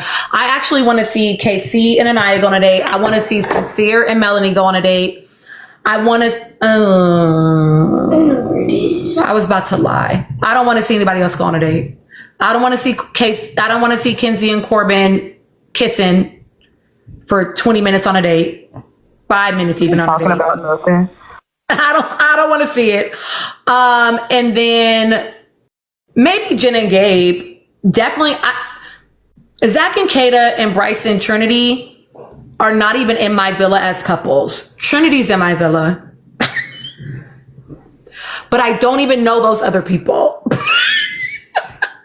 Send Trinity on a date with a bombshell. Send Trinity on a date by herself. Let her Tina, let her go get a massage. Can I say something? Yes. I don't think Trinity is gonna explore the way that we think she is, even if they were to bring somebody that's her type, that she usually goes for. Let me tell you why. Because I feel like the amount of time that she had to comfort Bryce and make Bryce feel at ease about that, yeah, I do want you. I feel like she would feel that she would be validating the doubts that he had this whole time if she were to go for a bombshell. And I don't think that's a look she want to put out there, that, oh shit, he was right this whole time. This whole time when he felt those kind of feelings that you were not really feeling him, he was right. I don't think that she would allow herself to actually bask into the experience and try something new just because of the amount of time she had to reassure this man. So can I make the suggestion that that's part of the reason why he keeps asking for the validation? Facts. Just to implant it into her mind. Prove to me that you're loyal, right? Oh, I'm going to be so hurt if you choose someone else because you kept saying that you were so into me. I have a feeling that when it comes reunion time, when they all get to look at clips or watch the show, whatever, Trinity is coming back with the baddest dress to have on, her heels and everything right, and she is about to blow Zach's hair backwards. See, that's why I keep saying, feeling like. My bad. That's why I keep saying that they hyper focus on the black couple, talking about some Anaya keep guilt tripping this man into exploring while we're watching a man actively guilt trip somebody. Cause how is she gonna explore this way? How is she could never approach a black man until the end of the season. It's literally people rather spend their time on hypotheticals and potentials based on the edit we're getting versus what you're actually watching in real time. That's crazy to me. That's Trinity, crazy. If Trinity happens to get close to a black man this season, it's like, oh yeah, he was right. That's what it is. So that all she can go for is probably white men at this point. Maybe then they'll give her a benefit of the doubt, like, oh, maybe she do have a type, or I don't know. But I know she got to stay away from the black ones. Monty's notes, it might be true that she likes white guys. I have no idea. Not all white men look the same. And so maybe her type doesn't look like him. I don't fucking know. But I do think that either way, she's now stuck in the role of proving that she's loyal and proving that she wants him so as not to trigger his insecurities in a way that I do think keeps her potentially stuck. I want to name AJC's comment because I do think it's important. That part of also what we're seeing with some of the ways that people enjoy Trinity more than they enjoy Anaya also has to do with the way that their bodies are perceived, that is also very different this season than we saw with our girlies last season. Like, I'll even, actually, there are some, like we've talked about before, right? How Michelle has a more doll-like face, and so that is more palatable to certain people than Alandria, who has clearly Afrocentric features. Anaya is built like a fucking stallion, and Trinity is this very small, thin, petite girl, short in stature and tiny. And so feeling like she's more acceptable, she's more docile maybe because of how they perceive her body, and therefore more palatable to them. What are y'all's thoughts on the panel about that? AJC, that was a great I completely agree, because literally earlier today I was looking at a tweet. It was a picture of all the girls, and they were like, I did not know they had thick women on the island, and the thick woman was Anaya, because she's literally the most built out of all of them. They're all small and slender. I'm like, oh. And I don't even think Anaya is thick. Like, to me, her body is athletic. She has an athletic build and a very fit. I don't know that I would say. She's like, just fit. The other ones are skinny. Like,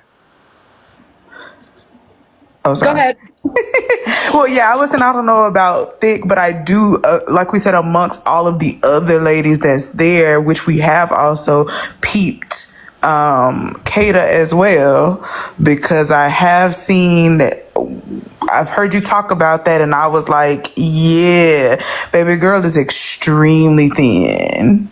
And so when you're looking at girls who are very thin and slender, and like you said, a very feminine build versus that athletic build, it can very much so go and skew into the, and I'm not saying that she's not feminine, but correct, you know, it can, yeah, but it can kind of skew more. Yeah, it's yes, about how I'm saying, yeah, I'm keeping my word, because I don't believe that she doesn't look feminine, because she does.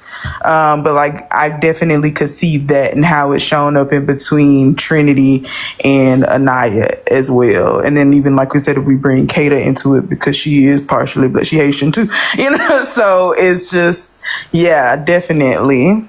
I agree, Jazzy. Anaya has the best fashion this season, hands down for me. So somebody mentioned, Soul being curvy. So now we're getting into like the dynamics of like race and body type and right, and how these things are all in relationship to each other, and the way that larger public, we're not talking about people in this live, right? But like people in larger public will engage with people on their screen in that way. The difference between Anaya and Soul is that Soul is barely darker than my palm, right? And so she then becomes more palatable because her proximity to whiteness via her skin tone, right?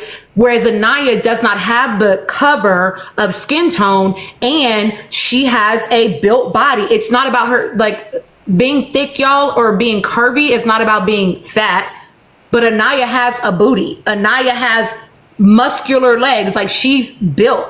Well, she does have some shape to her. The girls were talking about how big the girl's boobs was. Like, she got curves on her, right? And so Anaya has hips, right? She has a different body build than Trinity does. That's just a fact. You know what I mean? And so, period, Fifth House. I love that for me.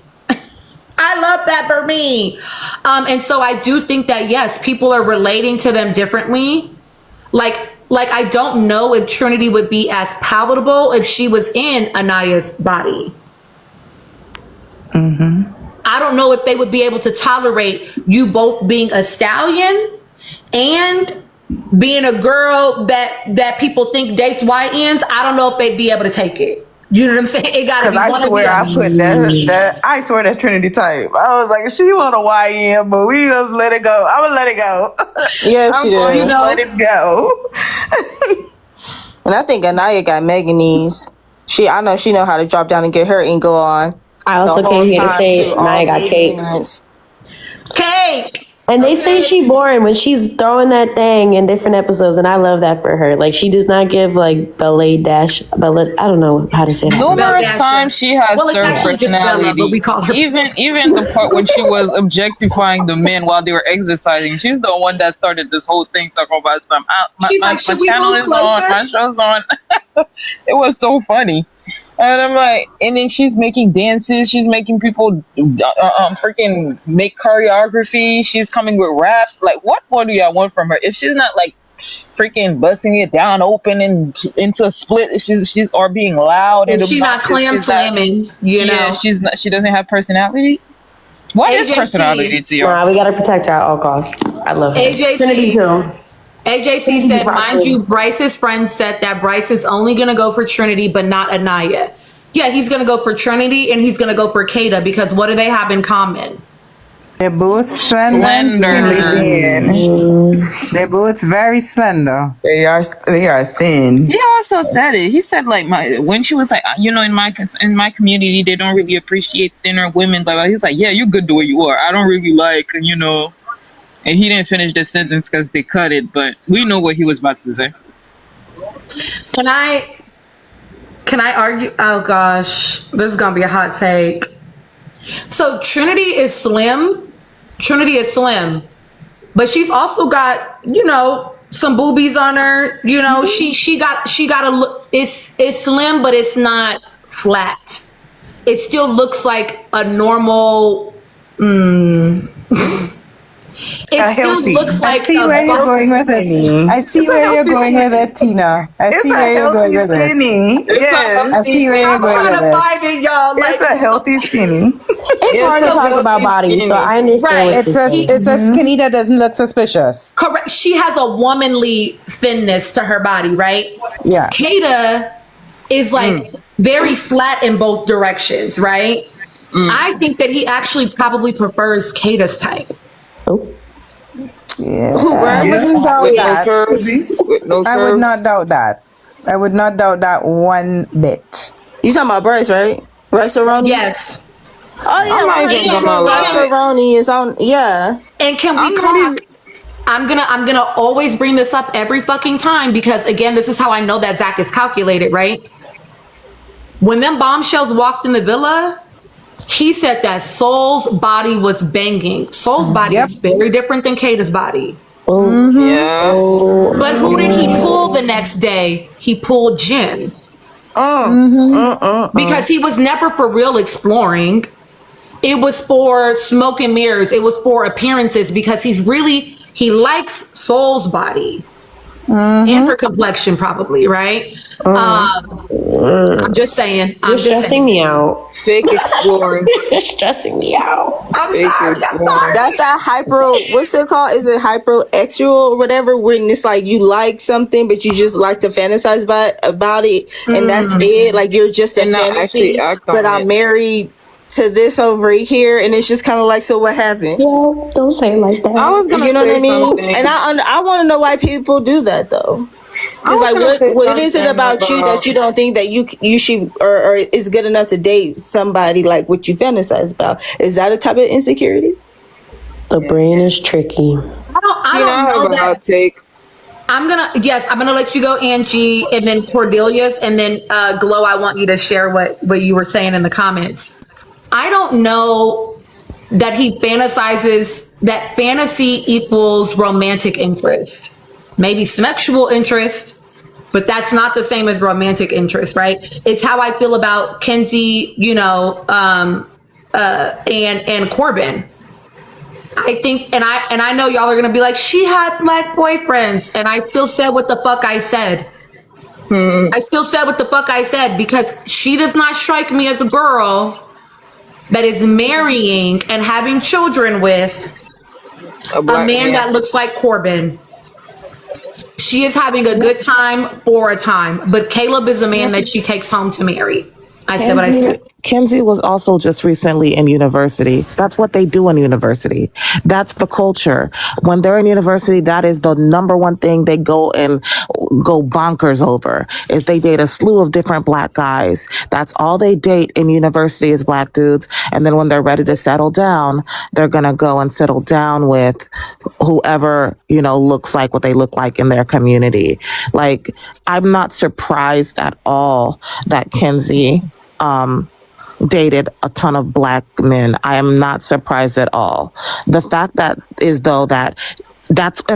also why Corbin is so familiar to her, and he triggers a certain wound in her, because she's used to volatile dynamics with these black men. She's not even dating healthy black men.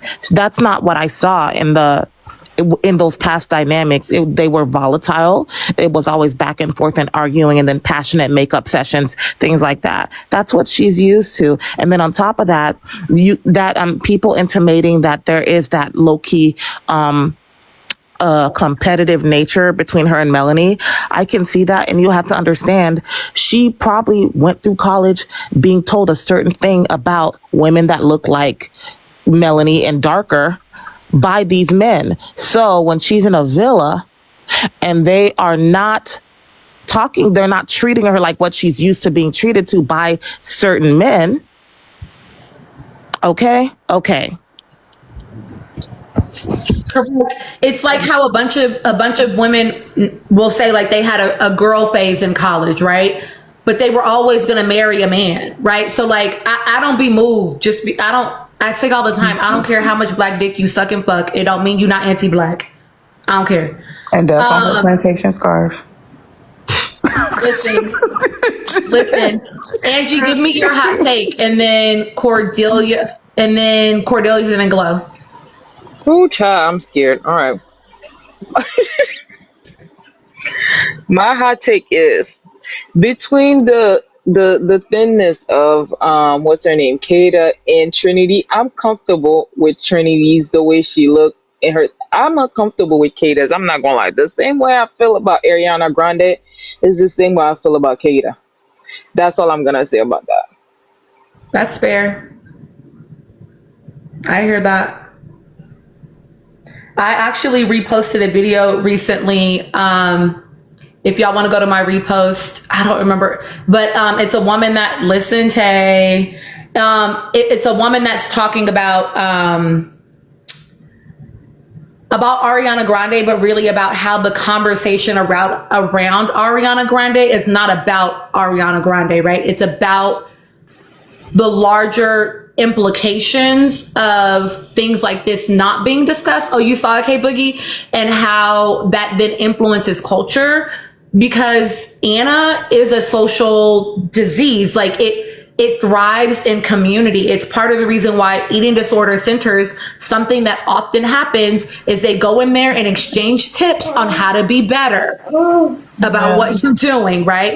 As someone that used to work in eating disorder centers, right?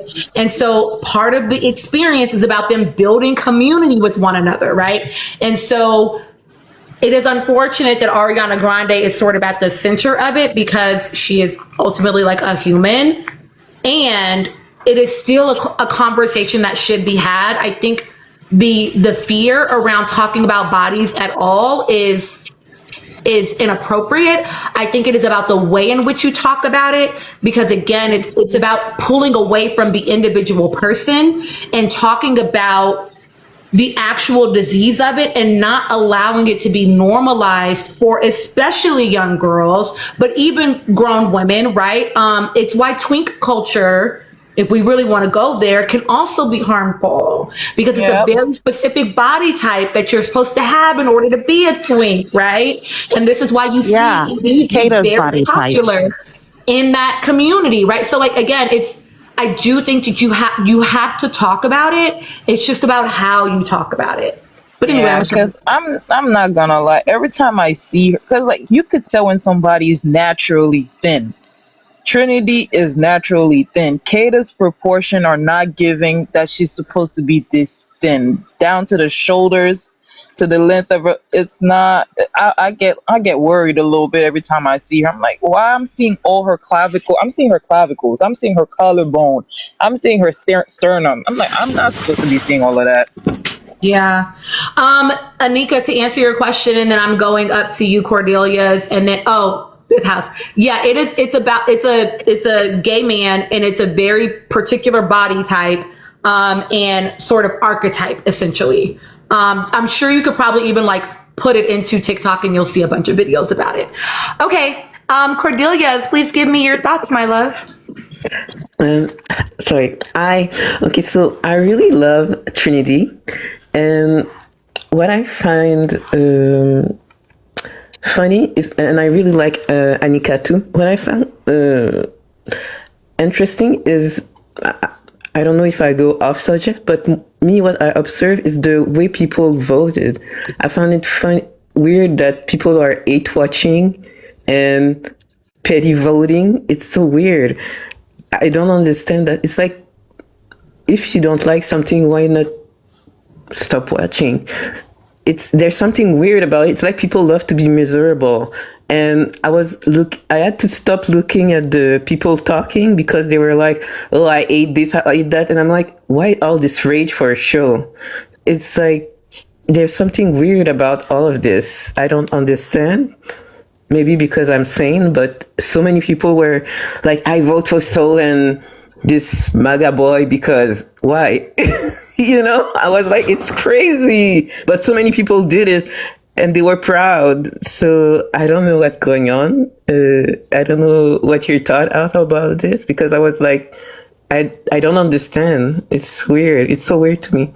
And also, I hope Trinity win, or Anaya, one of the other. I love them both. And I think they are really, when you see them together, and Anaya is more animated, she's like, I don't know, she has more life into her when she talks to Trinity. That's all I have to say. Thank you for giving me a chance to talk. Of course, Cordelia. Thank you so much for always engaging with my content. Content. Thank you. Calvin gave y'all a tap gold, 325K. I'm going to give y'all 6 minutes to get there. Glow, please share your thoughts. Will you give a little intro for folks that are new in here and don't know who you are? Hi guys, my name is Glow. I do a lot of the astrology content covering of the Love Island I want to say cast because it feels like a cast, but the Love Island crew right now, whoever's in the villa, I normally do like a lot of the breakdowns from an astrological perspective. I do provide birth chart readings, and I also help people use astrology to apply it in a practical way to make their lives easier. Before you say anything else, can I plug you real quick about something? Yes. So I know that there are some people, one of my mutuals is like, Tina, you and this astrology stuff. So I'm just going to let you know that there is a YouTube of my live. It's not Ginger. They just sound similar, but there is a YouTube of a live that I posted where I hosted Glow on the live, and she read Sean's birth chart. And she told you all a couple of things that very explicitly came true within just a couple of days. She told y'all that on the 12th, he was going to have an opportunity to reconnect with an old connection, an old relationship from the villa.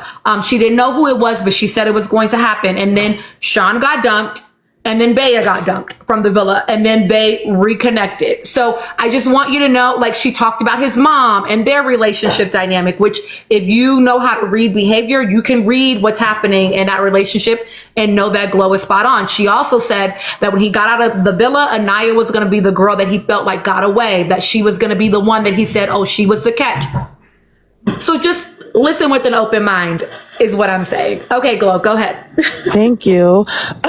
Oh, it's recorded. Yes, you guys, please go check out that. Go check it out. That was so fun. With that being said, I have a strong suspicion that something is gonna, I don't know. I'm just saying because I went back and I watched some of the episodes. I think Zach is communicating with the the outside world. I do. Because he's saying some things that we're saying online. He's saying those things like in the villa. And go ahead, I'm sorry. I said, I swear Charlie giving him codes and Yeah, I think Charlie is like texting him or something, and I feel like if I feel like, and I hope that he does get exposed for that. Now, when we're talking about Kata and the concern because of her build, right? If you go back, I went back and I looked at Kata from high school. Kata has always been naturally thin. Kata has never been this thin. Kata played basketball and she's a great basketball player, and she's also a great soccer player. Kata has always been thin. She's a great athlete. This version, this is not thin. This is something else. And we have to be honest about that. And it's not even about making fun of her or body shaming her, but when you should be concerned, you should be concerned and you should voice that. And I am concerned because like her obsession with talking about food, even in the villa. I love food. I love food. Like, it's like you're trying to convince us that you don't have, you know what I mean? Mm-hmm. And then it's like somebody is telling her that people are saying she's got a ED because she keeps talking about how much she loves food.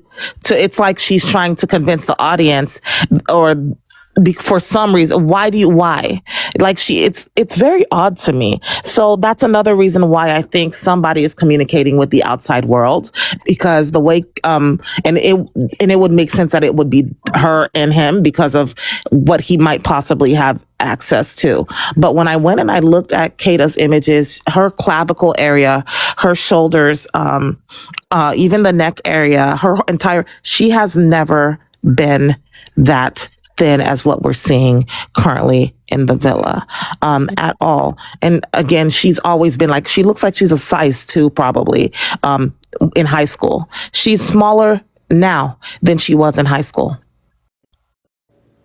Can I comment on what y'all are saying in the comments real quick before Glow continues? Apples and ketchup? Absolutely. I talked about this on a live before, because I talk about my experience working with people in eating disorder centers. A very common practice, and part of the reason why in eating disorder centers they get like only a packet of dressing, like it's like very measured, is because like they'll pour a shit ton of dressing on their salad. So like, oh, I can't keep eating it because like now it's nasty, They'll pair things together that don't make sense. Oh, I'll put a ton of salt so that, oh, now I can't eat it because it's too salty. I don't want it anymore, right? You also noticed in the Hideaway when they were splitting that very small little chocolate covered strawberry or whatever it was. Crazy. And she's like, oh, I took more. He's like, it's okay. She's like, no, here, and like gives him the extra because it's too much. That's crazy. And I saw that and I was it did not sit well with me. Also, when I do look at, and the thing is, physically, Kata in high school was more Zach's type than Kata in the villa. Physically, as crazy as that sounds, because I'm looking at what he likes, and honestly, if you're looking at who in the villa is his type physically, it is Soul. As far as compatibility is concerned, Kata overall doesn't even rank in his top 5. What they have is something that is great initially, but then fizzles out. And so I feel like when I watch it, you can tell it's already fizzling out on his end, and that he is getting kind of tired of it, of the dynamic. And the thing that the reason I say that is because his type overall is very like healthy, intelligent, reliable, competent. Keyword is healthy. He likes a healthy woman. He likes pretty hands, nice teeth, healthy hair, athletic hourglass, slim, thick, naturally curvy, not OD, not too much. He is not into extremely thin runway looks. body wise. He's not into exaggerated BBL aesthetic either, or extremely overweight body types. He likes a naturally, like somebody who's athletically fit or has a body that is just, proportionate in a way that's not OD or exaggerated in certain parts. And so he does find Soul highly attractive. And you can tell when I did everybody's compatibility and I compared everybody's compatibility in the villa, you can tell that they're not exploring, because if they were truly open to exploring, Zach would be probably locked in with Soul, I think, or trying to be locked in with Soul. But I feel like him and who is it? Him and oh my God, I can't remember. Him and Caleb or Gabriel would probably be gunning for Soul. Soul and Caleb, I hope they explore their connection, because if they do have a real promising situation, and they could become a fan favorite very quickly if they lock in and really explore each other. And I say lock in, not lock in and commit. Lock in and show us that they're willing to explore themselves. Yeah, Caleb. Yes, Caleb. Everybody's saying, oh, but yes. And I think Caleb is more open than people give him credit for, because they think he wants blonde hair and blue eyes, and he thinks that's what he wants too, because he's 21. Caleb, after his frontal lobe is fully developed, will be into something completely different. I can tell you that. Caleb doesn't even, they about to hire you for next season. I hope so, bro, man. I guess and the thing is, they low-key lurk on my platforms. That's the crazy thing. The casting people lurk on my platforms all the time. Yes. And so I find that very interesting. So no, I think, not save us. I think Caleb, you see now, that's liking Kenzie's and things like that. That's not going to be the Caleb you see. I don't even think, hold on. Give me 1 second. Let me pull up Caleb's birth chart, if you guys don't mind. I just want to make sure I'm giving you guys the information. Like, it's right now, Kenzie seems like a good fit, right? But overall, he came in ready to commit to Kenzie.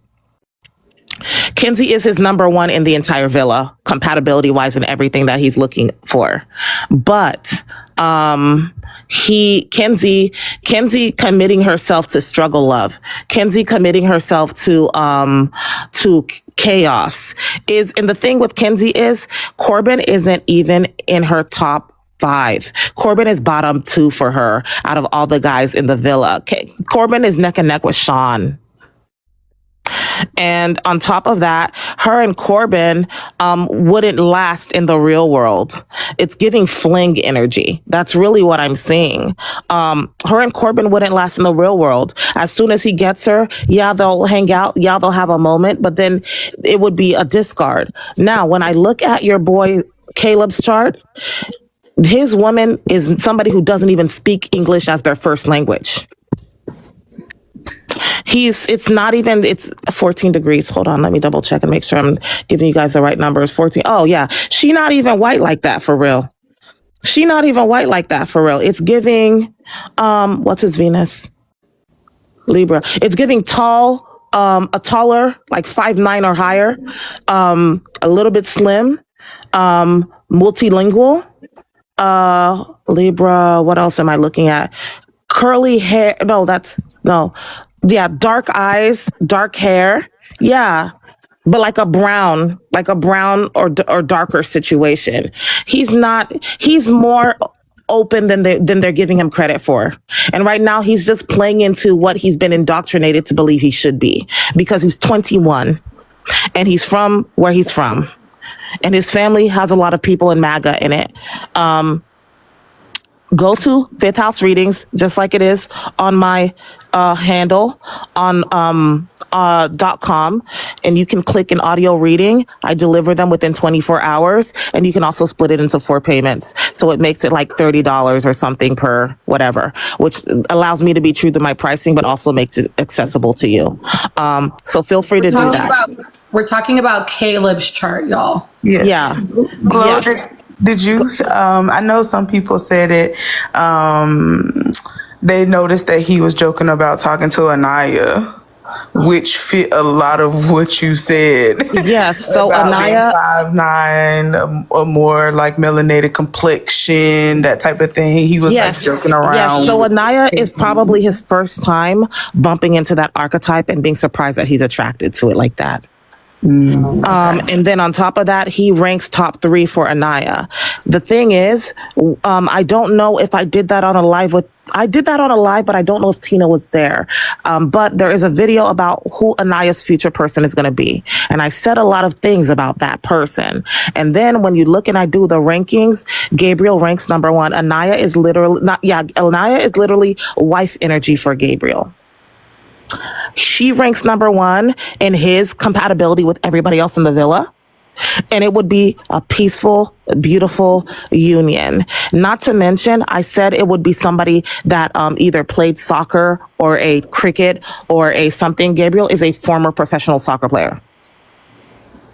And I feel like a lot of people overlook that. And then on top of that, Anaya has the feminine energy that Gabriel tends to appreciate. Yes, Gabriel. Now, Gabriel ranks number 1 for Beatriz, but she doesn't rank number 1 for him. So it's yes. And Anaya would have Gabriel wrapped.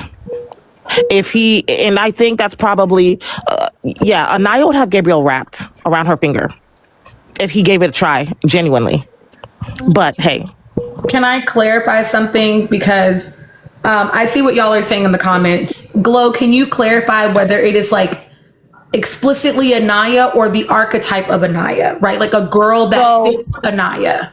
So this is their birth charts, specifically Gabriel's birth chart, Anaya's birth chart. So specifically Anaya, and now they fit the archetype of the energy of what their spouse would be like if they got together.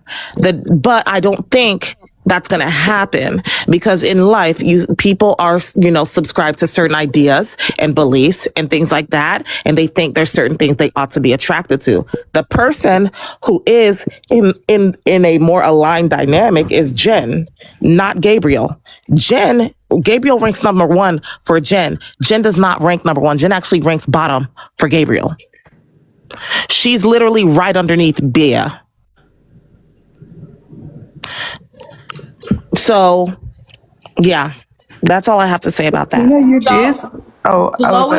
Glow is gonna. Oh, sorry, Cordelius, were you trying to ask something? Glow is gonna come onto a live and do charts. I am?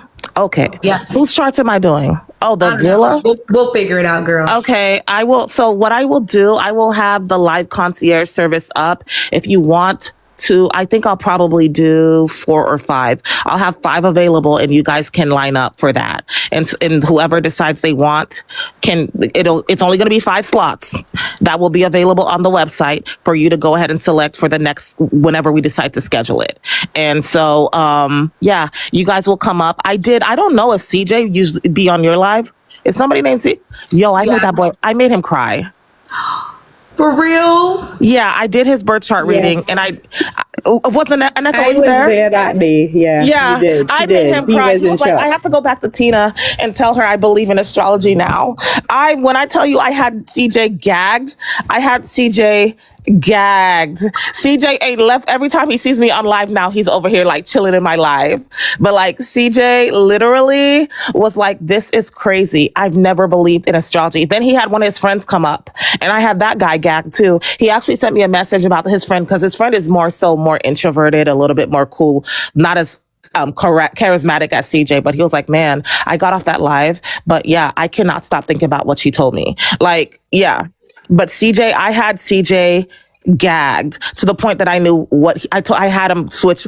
He's like, I'm going to switch my major back to what it should be, because he initially picked the majors that I told him he should have done. And then he went and switched his major. Oh, yeah. We will get into it on another live, y'all. We've been on here for hours at this point, y'all. I know that it is like 2 a.m. where some of y'all are, 1 a.m. Like, it is late. Yeah, it's crazy. It's late. But yeah, I came on to just give that tidbit. But yeah, I'm gonna check to see, but I have this strong suspicion that Zach is communicating with the outside world, and for some reason they're not catching it, and I don't know why. I 1000% said that. I agree. He's sending them, Charlie's sending them codes via Netflix. I know he's making too much references. Too much references from what it is that we're saying. Too many references to the outside world. It's very clockable. That or obvious. Somebody in production is telling him, but I don't think somebody in production would do that. But you never know. It's all of it is very odd to me. So we'll see. Glow. I think they would, because he's a Nepo Islander. So not a Nepo Islander. Somebody said my name. Yeah, I did. I had so I seen somebody in the comments, and I kind of felt that too. Do you think that the guys have a code with each other, like a bro code, and that's the reason why they aren't like they moving very suspicious in the sense of like nobody is stepping on anybody's toes. I mean, Bryce, yeah, he did the one with Kata, but other than that, it seems like if one person is going for somebody, then like everybody backs off that person. Well, then wouldn't the girls? No, maybe the girls don't. I don't know. To be honest, I don't know. But the entire setup right now has been underwhelmingly disappointing. Okay. I don't like these first couple like 2-3 weeks of episodes should have been more exciting. I think we should have seen more not drama, but more feelings, and everybody's been too comfortable. And yeah, I don't like it, but hey, we'll see. I'm gonna not watch. I'm gonna chill, and then I'm gonna wait until post Casa. I don't even think I'm gonna watch Casa. I'm gonna wait until somebody lets me know when they're done recoupling with recouplings, and then I'm gonna work with the couples that they currently have set up. Agreed. No, yeah, y'all. I do think there's bro code at play, but I think it's bro code, but I think it's also like a fear of rejection, right? If you feel like a girl is locked in with somebody, you really want to shoot your shot and hear a no. Outside of delusional ass fucking Bryce, I don't think anybody wants that for real. Not delusional ass. Delusional Bryce. Bryce really did. That was Bryce is out of pocket, she bro. already said no. Bryce was ballsy out. Like she gave him a big old hand in the face. She couldn't have been no more clear. I don't want you. For somebody that's so he said insecure, this is the motion part you cannot get in. Went for it. I was so surprised when he actually went for it. I'm like, how? Angie, do you know what I think it is? I think he knew it was going to be a no, and he had already received the first no, so it was easier to prepare. The familiarity that we talked about with like trauma, right? It's like, well, I know it's going to be a no, and I've already gotten a no from her, so that's not going to feel as badly as if I was actually shooting at a new person and got a no again. You know what you just said made me feel. It made me feel like, you know how girls be like, man, why is it's always the ugly ones that feel so ballsy? Like even. Like the ugly ones are never scared. Like the fine ones never want to approach you, but the ugly ones, they'll be bold because they're so used to rejection. Like they know you're probably gonna reject them. They don't care. My thing is, Bryce. If Bryce, the way Bryce is presenting himself, it's like I understand you're coming in looking for a connection, but the way you're presenting yourself, you're not doing yourself, and you're not making yourself competitor worthy, and you have all the sauce to be. A contender. Like you have all the sauce. Like you don't need to be buff like the rest of the guys. You have so much more to be a proper contender, and you're out here looking like something off of like I don't know, one of them raggedy cartoons where the guy just looks hunched over, right? Like I don't know, like Bryce isn't. It's not that he's ugly. It's the way it's his self-presentation that makes him unattractive. Say he was. I want to know why so many of these men. Comparison. I want to know why so many of these men pack fucking Timberlands for Fiji. Crazy. I don't know. That's why do we odd have to more me. boots than Fiji? I mean, Trinity had on multiples, though. And I I'm like, girl, I know them toes hot. I'm like, what is that? I know them toes is hot. And my thing is, it's like, it's not like you guys are going to the villa in the wintertime either, so it's cold where you're at, and then you're going to Fiji and it's warm. It's like, I don't know either. I don't know either. But hey, shout out to them and their decisions. It's like KC that was wearing socks throughout the day. He had socks on because he don't want nobody seeing his toes. You know how men get. That's crazy. They be jumping in the pool with socks on. Oh my goodness. That's funny. 30-degree difference doesn't necessarily mean cold depending on where you're from. Yeah. Yeah, definitely. Glow, I think you also hit on something really interesting about Bia.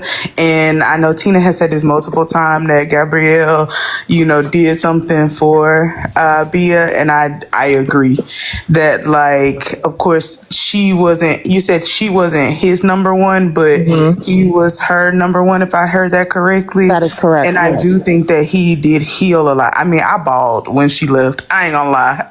I was like, oh my goodness, this is so sweet between Gabrielle and Bea, but yeah. Yeah, I don't think the stuff that we see happening, if Bea was there, it would be happening to that extent with the whole. I don't think so, because the way she's too sensitive to BS, she would have had a come to whoever meeting she would have needed to come to, and she would have called all that crap out. She's like, hey, it's fine if we want to explore, but like, why are we doing this? And why are you that? So I don't know. But honestly, for me, respectfully, I'm ready for Kenzie to leave.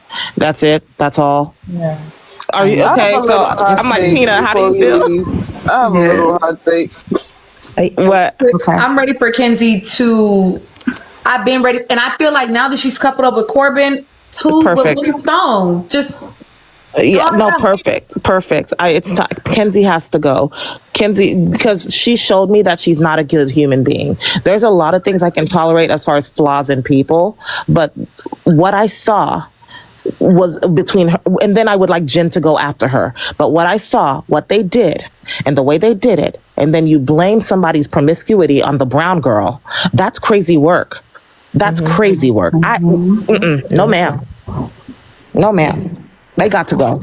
Cordelia has a question, and then not y'all crying in the comments. Cordelia has a question, and then Angie, you can do your hot take. Yes, I'm gonna drop down. But can we get Miss Tina to 350? We can do that. Yes. 350K. That's the go, y'all. Okay, thank you, Evelyn. Bye, my love. Thank you. Enjoyed the live. You too. Okay, Cordelius, ask your question, my love. I have a question. What would be our ideal spouse for Trinity? And is she stay with Bryce or no? So right now, Zach still ranks number one. Not Zach. Bryce still ranks number one for Trinity. I think that Zach does find Trinity attractive, and that there is tension there because he ranks number two for her.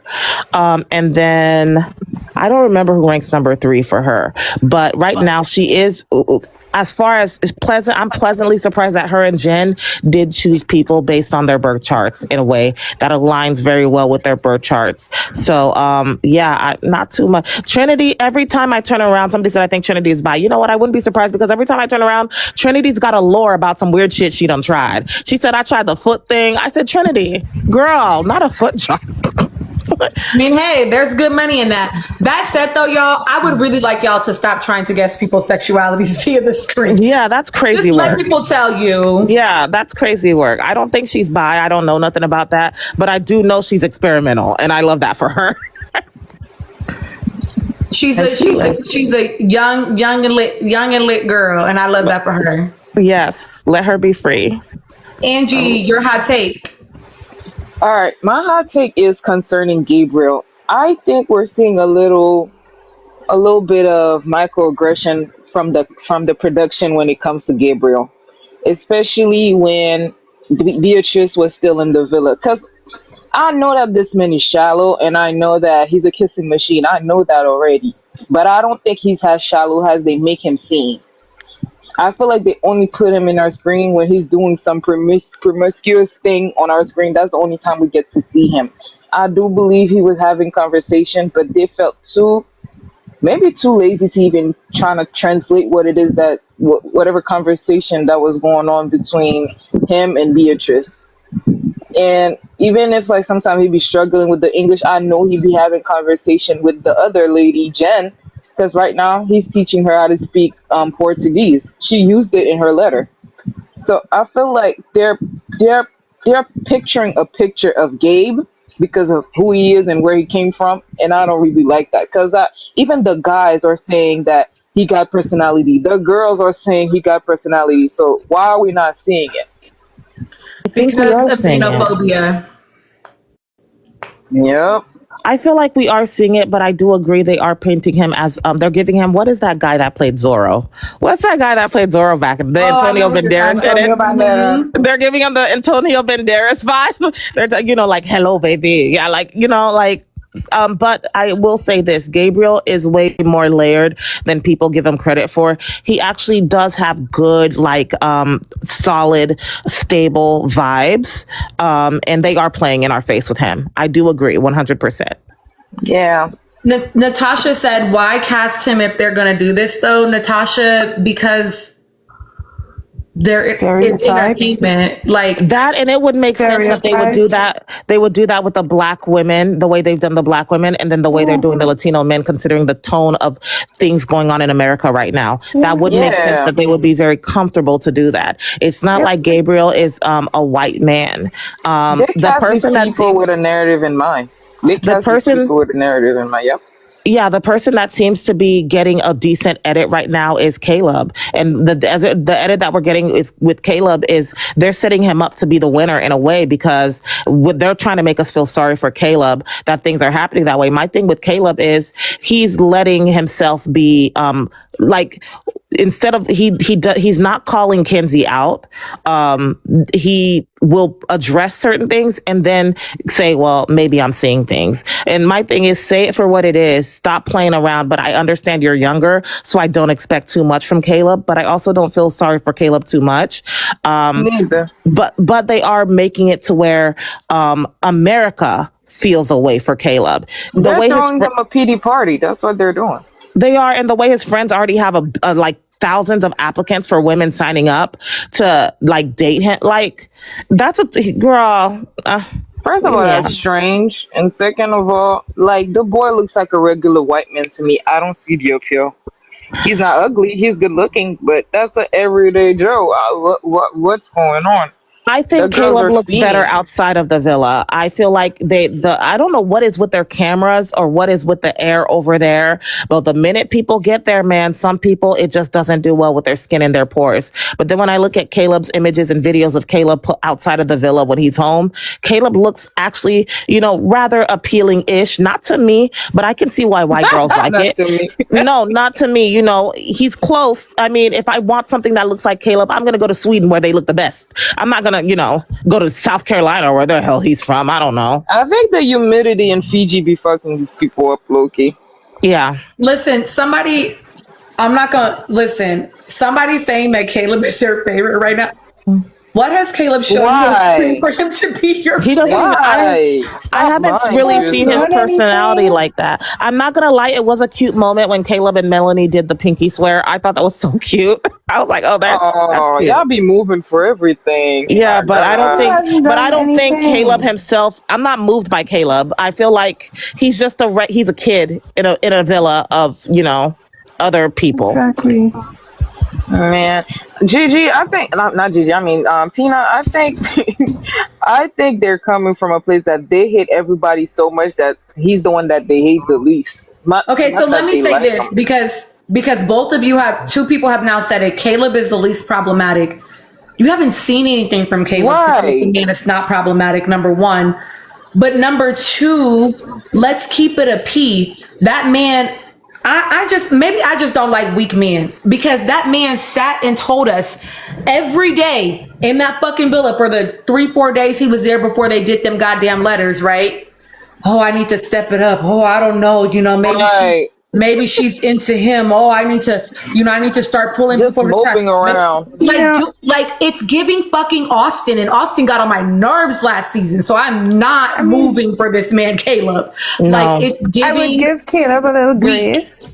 I would give Caleb a little grace because he's 21. Other people. Yeah, that's I don't care. What do you I don't mean? care. He's 21, but he came in as a bombshell. Yeah, and it didn't work.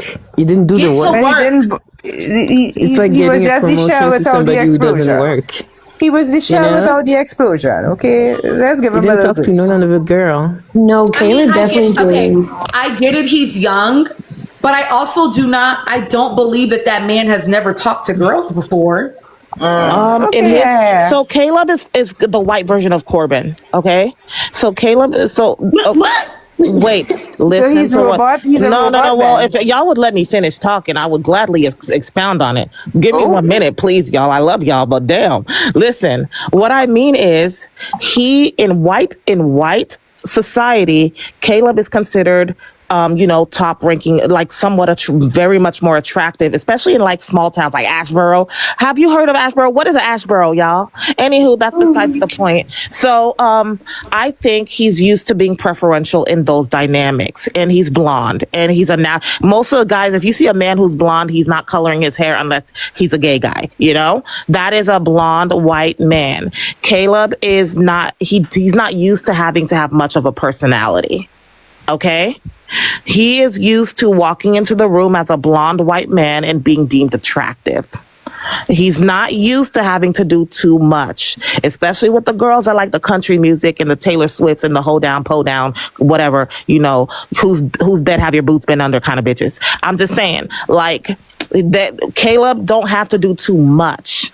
He just has to show up, maybe unbutton a couple buttons off of that plaid country shirt and roll the sleeves up a little bit to show a little bit forearm, and then say how you doing and a little bit of a ma'am and a click of the tongue and the tip of the hat, and he's got it. Corbin is the same way, and where Corbin is from, he don't have to do too much because he's a light-skinned Jamaican, and so that's why Corbin is having issues with the girls in the villa, because they're a little bit older and they've dealt with their own version of a light-skinned demon. So they're like, okay, we're prepared for this. Whew, okay, demon be gone. It's the same thing.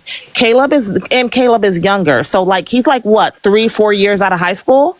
Caleb was probably running his damn high school. Well, the videos of Corbin when he was a kid, he was a mess too. I will say this though, right? To those of y'all that are maybe it's not like clicking for you, I'm gonna remind you, because it was put in the comments, and I think this is a good reminder. When Caleb came into the villa with the other bombshells, and the bombshells sat down and they asked, "Are you afraid to step on anybody's toes?" He immediately said no, no. But then he told Kenzie, "Well, I'm not used to having to compete for a girl's attention."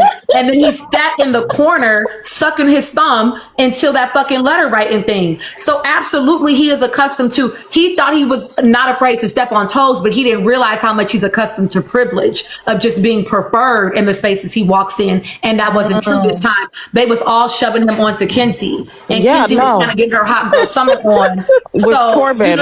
Basically, he was the male version of Kenzie by way of preference. Caleb reminds me, as somebody who like lived in Kansas, Caleb reminds me of those white boys from like Larned or Great Bend. They go to their high school, they're the top shit in their high school as an athlete, and then they get to college, and then they have to compete against real athletes. I'm talking about hungry black dudes. And now they're realizing, oh, I was only Great Bend good. I'm not really big city good. You know what I mean? Correct. And so now he's realizing, like, in the real world, they might have conditioned you, and society might make you top tier, but when it comes to the actual game, the actual competition, when you have to actually put your foot down on the ground, you're not really competing with them boys like that. And that's what he's realizing, like, dang, Casey's really tall, and Casey's got dark skin. Wow. And he doesn't get hot and burn in the sun like I, whoa. And then he's like, wow, this Corbin guy, this big yellow giant, what the heck happened here? Sorry. Yellow giant? Big yellow giant is crazy. The jolly yellow giant stealing everybody's girl, fingers all up in them and stuff. That's crazy work. DJ. Hey, girls, what the hell's going on? DJ, you know, all up in the girls.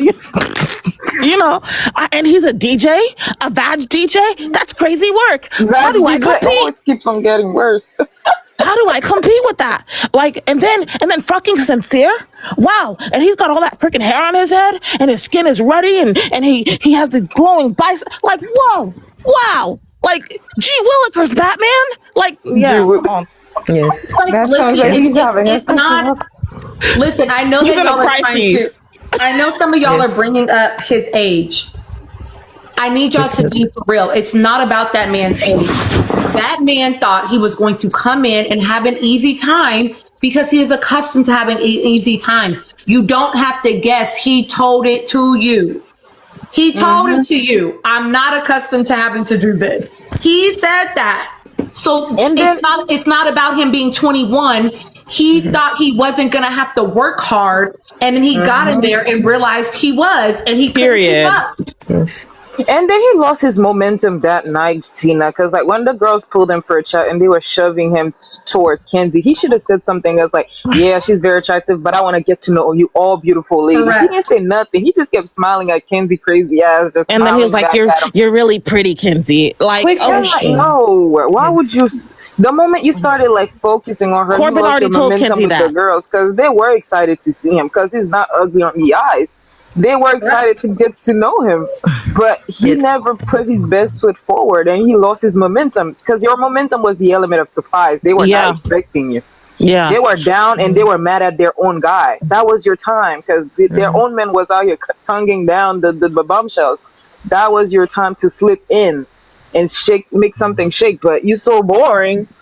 I don't know why they keep wanting him to stay. It's not like if he stays, he's gonna serve anything. The guy is genuinely and then on top of that too, not only does he come off as boring, but actually outside of all of that, he's actually really regulated. That's the thing too. People overlook. Caleb is actually quite grounded and regulated in comparison to the other guys. That's why he seems boring he is boring for TV. Not that he is boring for television, is because he is able to talk himself down from the ledge, which is very rare for men from his culture. They tend to jump off the ledge. So he.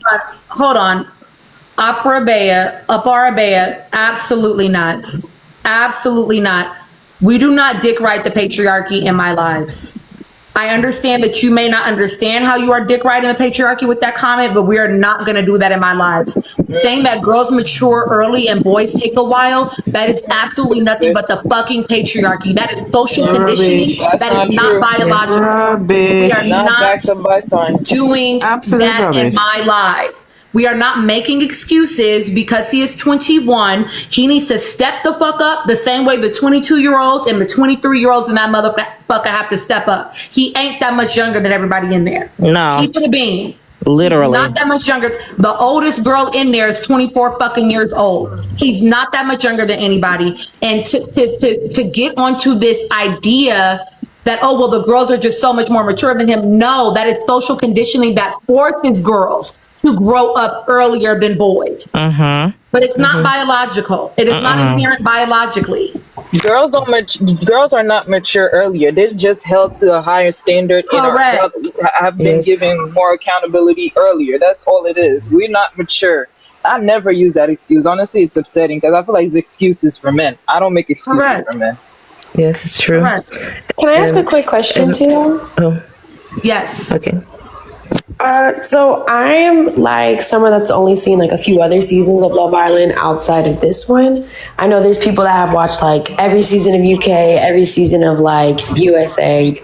There might be others, I'm not sure. But anyway, I want to know, like, when everyone's like, oh, they sent Caleb in for Kenzie, like, you got your white cowboy here, like, and like then like when he did come in his scene, obviously I've noticed like the bombshells will know people's names, but he was the only, like, Kenzie was the only one that he was like, hi Kenzie, before he kissed her. So is it that like in his mind, does he think he's only like, casted is a weird word to use, but you know, only casted to be there as Kenzie's man, but it's Love Island, so why aren't you doing a little bit more? I don't know, maybe y'all could like kind of explain that a little bit better to me. I'm going to say, and then I'm going to take a bathroom break while y'all talk about this. I do think that I think that was maybe a production suggestion. I don't know that listen, y'all, I don't know that I actually believe that Caleb likes Kenzie the most in that villa. He doesn't like Kenzie the most. He thought he wanted to. There was a plan for him to. He did, but she killed that the minute he saw that she was really a DJ board for that big yellow DJ. I think that he felt like he could only explore Kenzie because of the way the girls were. Not even just production. The girls were like, ooh, somebody likes that. Ooh, somebody enjoys that. Ooh, Kenzie girl. Ooh, ooh. They were defaulting to Kenzie the entire time in that conversation because they all feel sorry for her. That's that sympathy shit, right? Because she doesn't have a deep connect. She doesn't have a good connection. She doesn't have a strong connection yet. That's why I think he felt like, well, damn, y'all all want, like, I think he had it made up in his mind that first night that he didn't feel like he could explore the rest of them because they all were pushing her onto him. That's what I think. Somebody mentioned that he kissed Anaya the longest, and I've seen him, like, he'd made jokes to Casey about making her breakfast, and then I've seen him in the back talking to Anaya. I'm like, bro, why are you not applying pressure? I don't understand. He probably went about that conversation in a very light manner without any kind of flirtiness or anything, any pressure. So he probably lost like I said, the boy lost his momentum. Mm-hmm. So he's doomed. It's over for him in that villa. Just free him, man. Just free him. Yes, to me, Gable and Soul didn't do their work, what they were supposed to do as a bombshell. So to me, I wish they had just been dropped off the island that day. Gabriel and Soul? I feel like to me, it's like if you apply for a job and you don't get the job done, you get fired, and you get promoted, and people love them, and people are like getting them, probably the two people who are going to be the most popular out of the Cordelia villa, and for doing what? Nothing. Cordelia, quick question. Caleb and Soul or Gabriel and Soul? Because I think Caleb and Soul. Okay, sorry. Gabriel is working everything in that villa. Gabe swears he's a bombshell for real. Yeah, Gabriel is working. Gabe did what he needed to do. Yeah, Gabe is a bombshell to this day. He'll talk to anybody's girl. Yeah, it's like, it's a woman, it's a man. Let's go. Like, I want to feel bad for Soul, and I feel bad for her to a certain degree, but not to the point where I would vote for her, because she went in there as a bombshell, but she wanted to be the one to be pursued, when the whole premise of being a bombshell is to do the pursuing, not to be pursued. I need her to stop crying every 5 minutes. She just sat there looking pretty, expecting all these guys to flock to her. I'm like, that's not how that works. That's not the job. My job is to be aggressive, to be pursuing. And then the thing is, I keep saying that though Melanie was kind of, setting her aside and all of that, I do agree. But if I was her, I would have literally ignored Melanie and her nonsense, and I would have pulled her for a chat, because I need to know what it is that this man is telling the both of us. And I would have told her, we see them, Tina, they look nice. Sorry, MJ asked to see him. Go ahead. No, I agree with Angie. Sorry, y'all. I've been squinting at her nails the moment I got on this live and haven't stopped. I just wanted to slide it in. I'm really sorry I distracted the live. No, it's okay. It's okay. Yeah, I would, because I know like Melanie was acting up because, you came for my men and all of that, but that's the job, and I would have pulled her for a chat. They never spoke, ever. So they never had a chance to exchange information on what it is that this man is telling the both of us. Had he had one conversation with Melanie and told her, this is what he's telling me, what is he telling you? She wouldn't be in this predicament. The reason why that didn't happen is because Mel is not a girl's girl. She's not. Absolutely, I agree. There was no way that Soul was going to feel safe enough to actually approach her with that information. I agree 100%. Or to feel like we should be on the same team about this man. It was competition immediately for Mel. I agree 100%. And my thing with Soul is that my thing is, yes, you came in like a bombshell, but my thing is, if you're going to come in like a bombshell, I need you to act like a bombshell. Do your big one like Kata. Pull the stinger off of that freaking Scorpio, sting her with it, then crush it with your heel. That's what she should have done, because all she does is sit there and look sad. And I'm like, why are you letting them suck the energy out of you to the point that you're sitting here looking sad and you don't have hair to hide it like that because it's in a pixie cut. And so we seeing it from the side, we seeing it from the left, we seeing it from the right. I'm concerned. And I'm like, stop looking sad. Like you need to take that on the chin and give her something back. Give her tit for tat. And if you notice Sincere is acting away, call Sincere out. Don't sit there and being not recoupled with Sincere or being not picked next recoupling be damned. She should have chucked Sincere because Sincere would have liked that. And then two, and I'm not saying he would have liked it in the moment, like, oh yeah, but he would have been like, damn, she checked me. And as an Aries, you have to play that dominant game. He would have liked it. He would have liked it if she started pursuing other people. Because I feel like Sincere likes something that everybody wants. That, and then with Melanie. And then with Melanie, like I said, Melanie has this thing. And, Blue said one thing about Melanie, and then I'm going to add a second thing about Melanie. Blue said the one thing that doesn't sit well with her about Melanie is that Melanie likes to rub it into people's faces when she's up and she thinks she's winning. And the other thing that I'm going to add to that is that Melanie likes to push people's boundaries. She likes to see how she can be the dominant one in every situation. And with girls like Melanie, the only thing you can do is give them that violence back in order for them to leave you alone. Because the minute Kata gave her a piece of her medicine back, it was, well, girl, it wasn't really like that. No, it wasn't really like that because she checked you.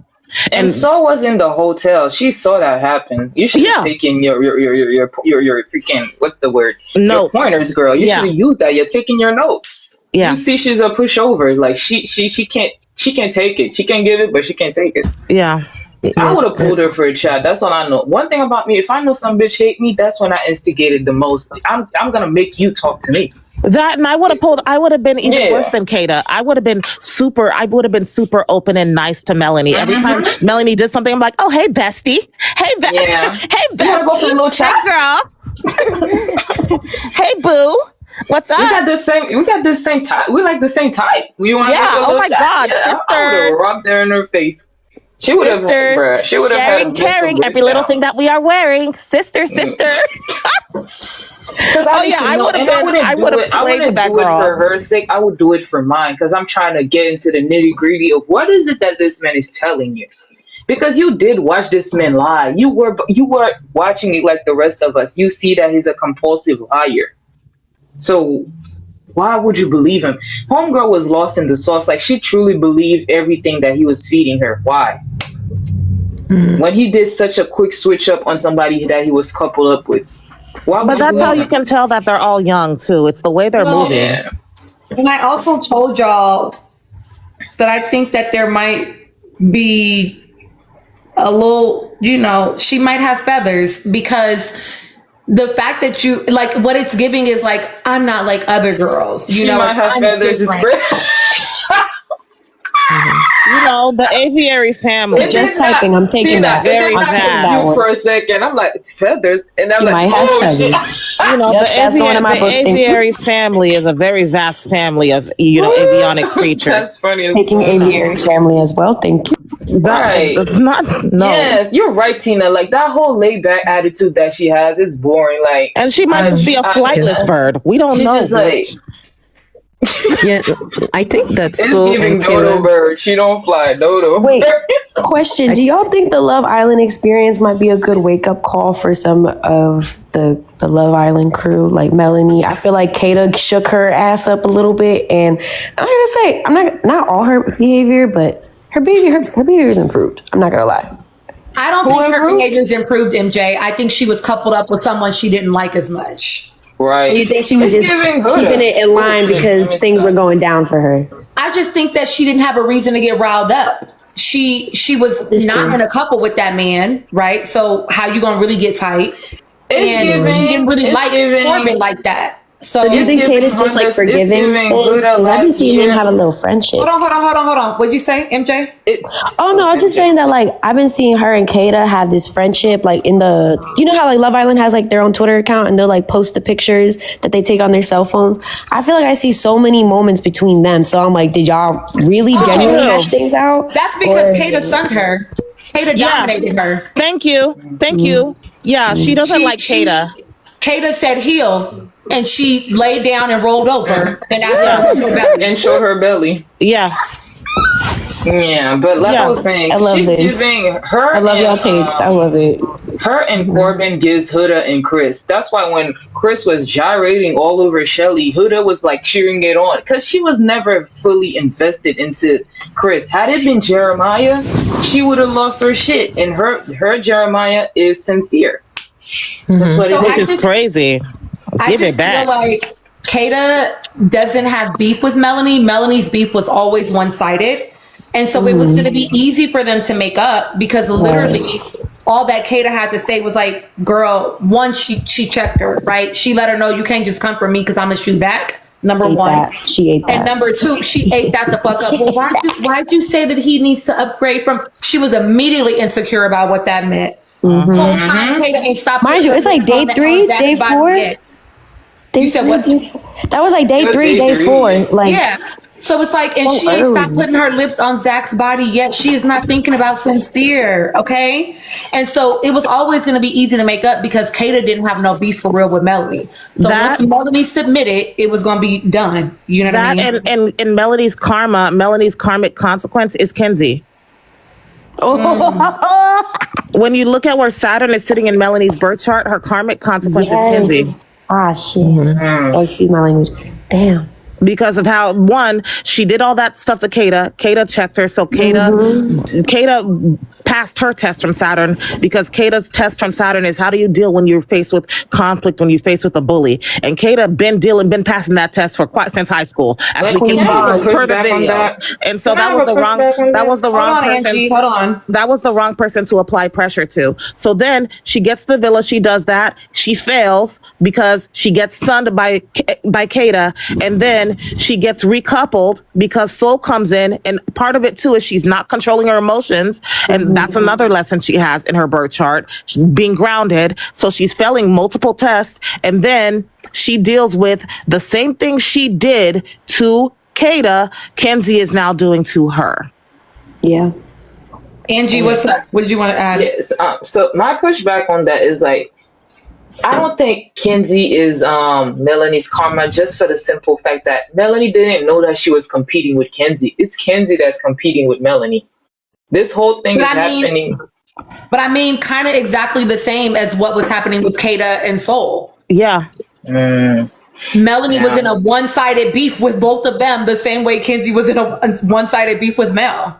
I hope it could be a lesson to each I don't think islander. Melanie even knows what's happening. When they watch themselves back after, It doesn't matter if she knows or not. I'm not talking about her being knowledgeable about it. I'm looking at it from an astrological standpoint. I'm looking at the data, and that's what I'm comparing. So when I'm talking about what I'm seeing, I'm not talking about what we're seeing on TV.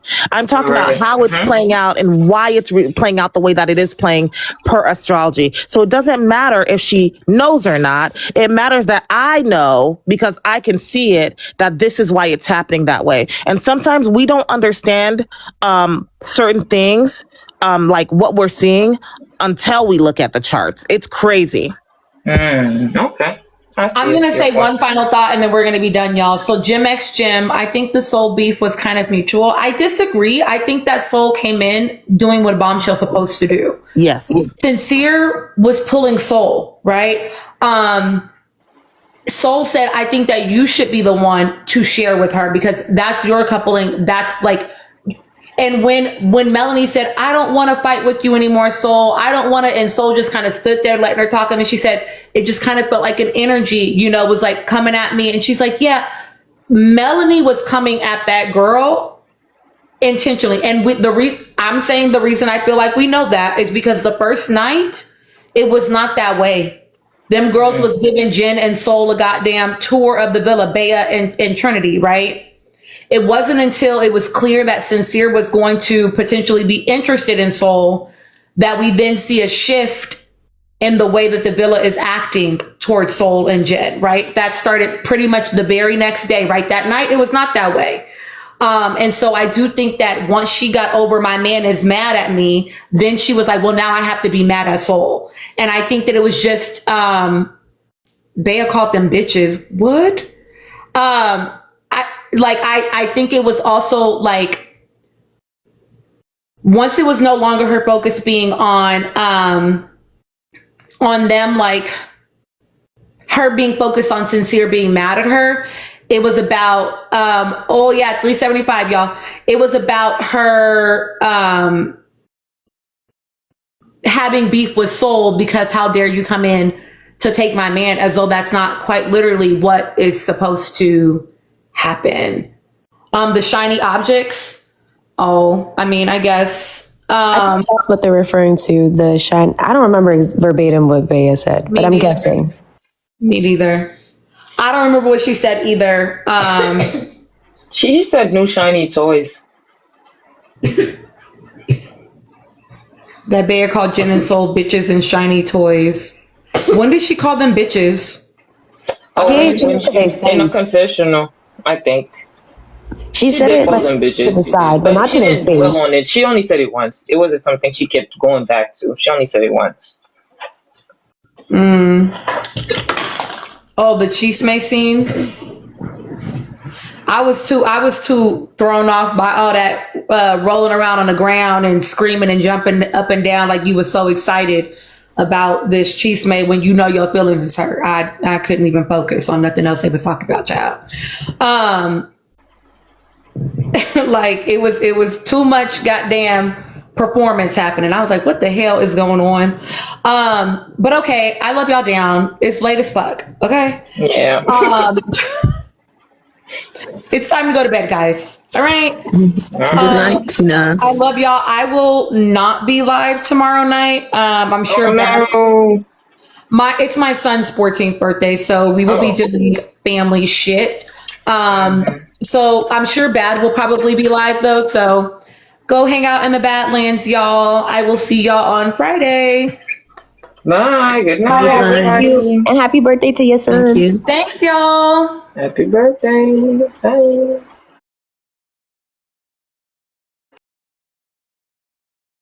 I can't really tap into it.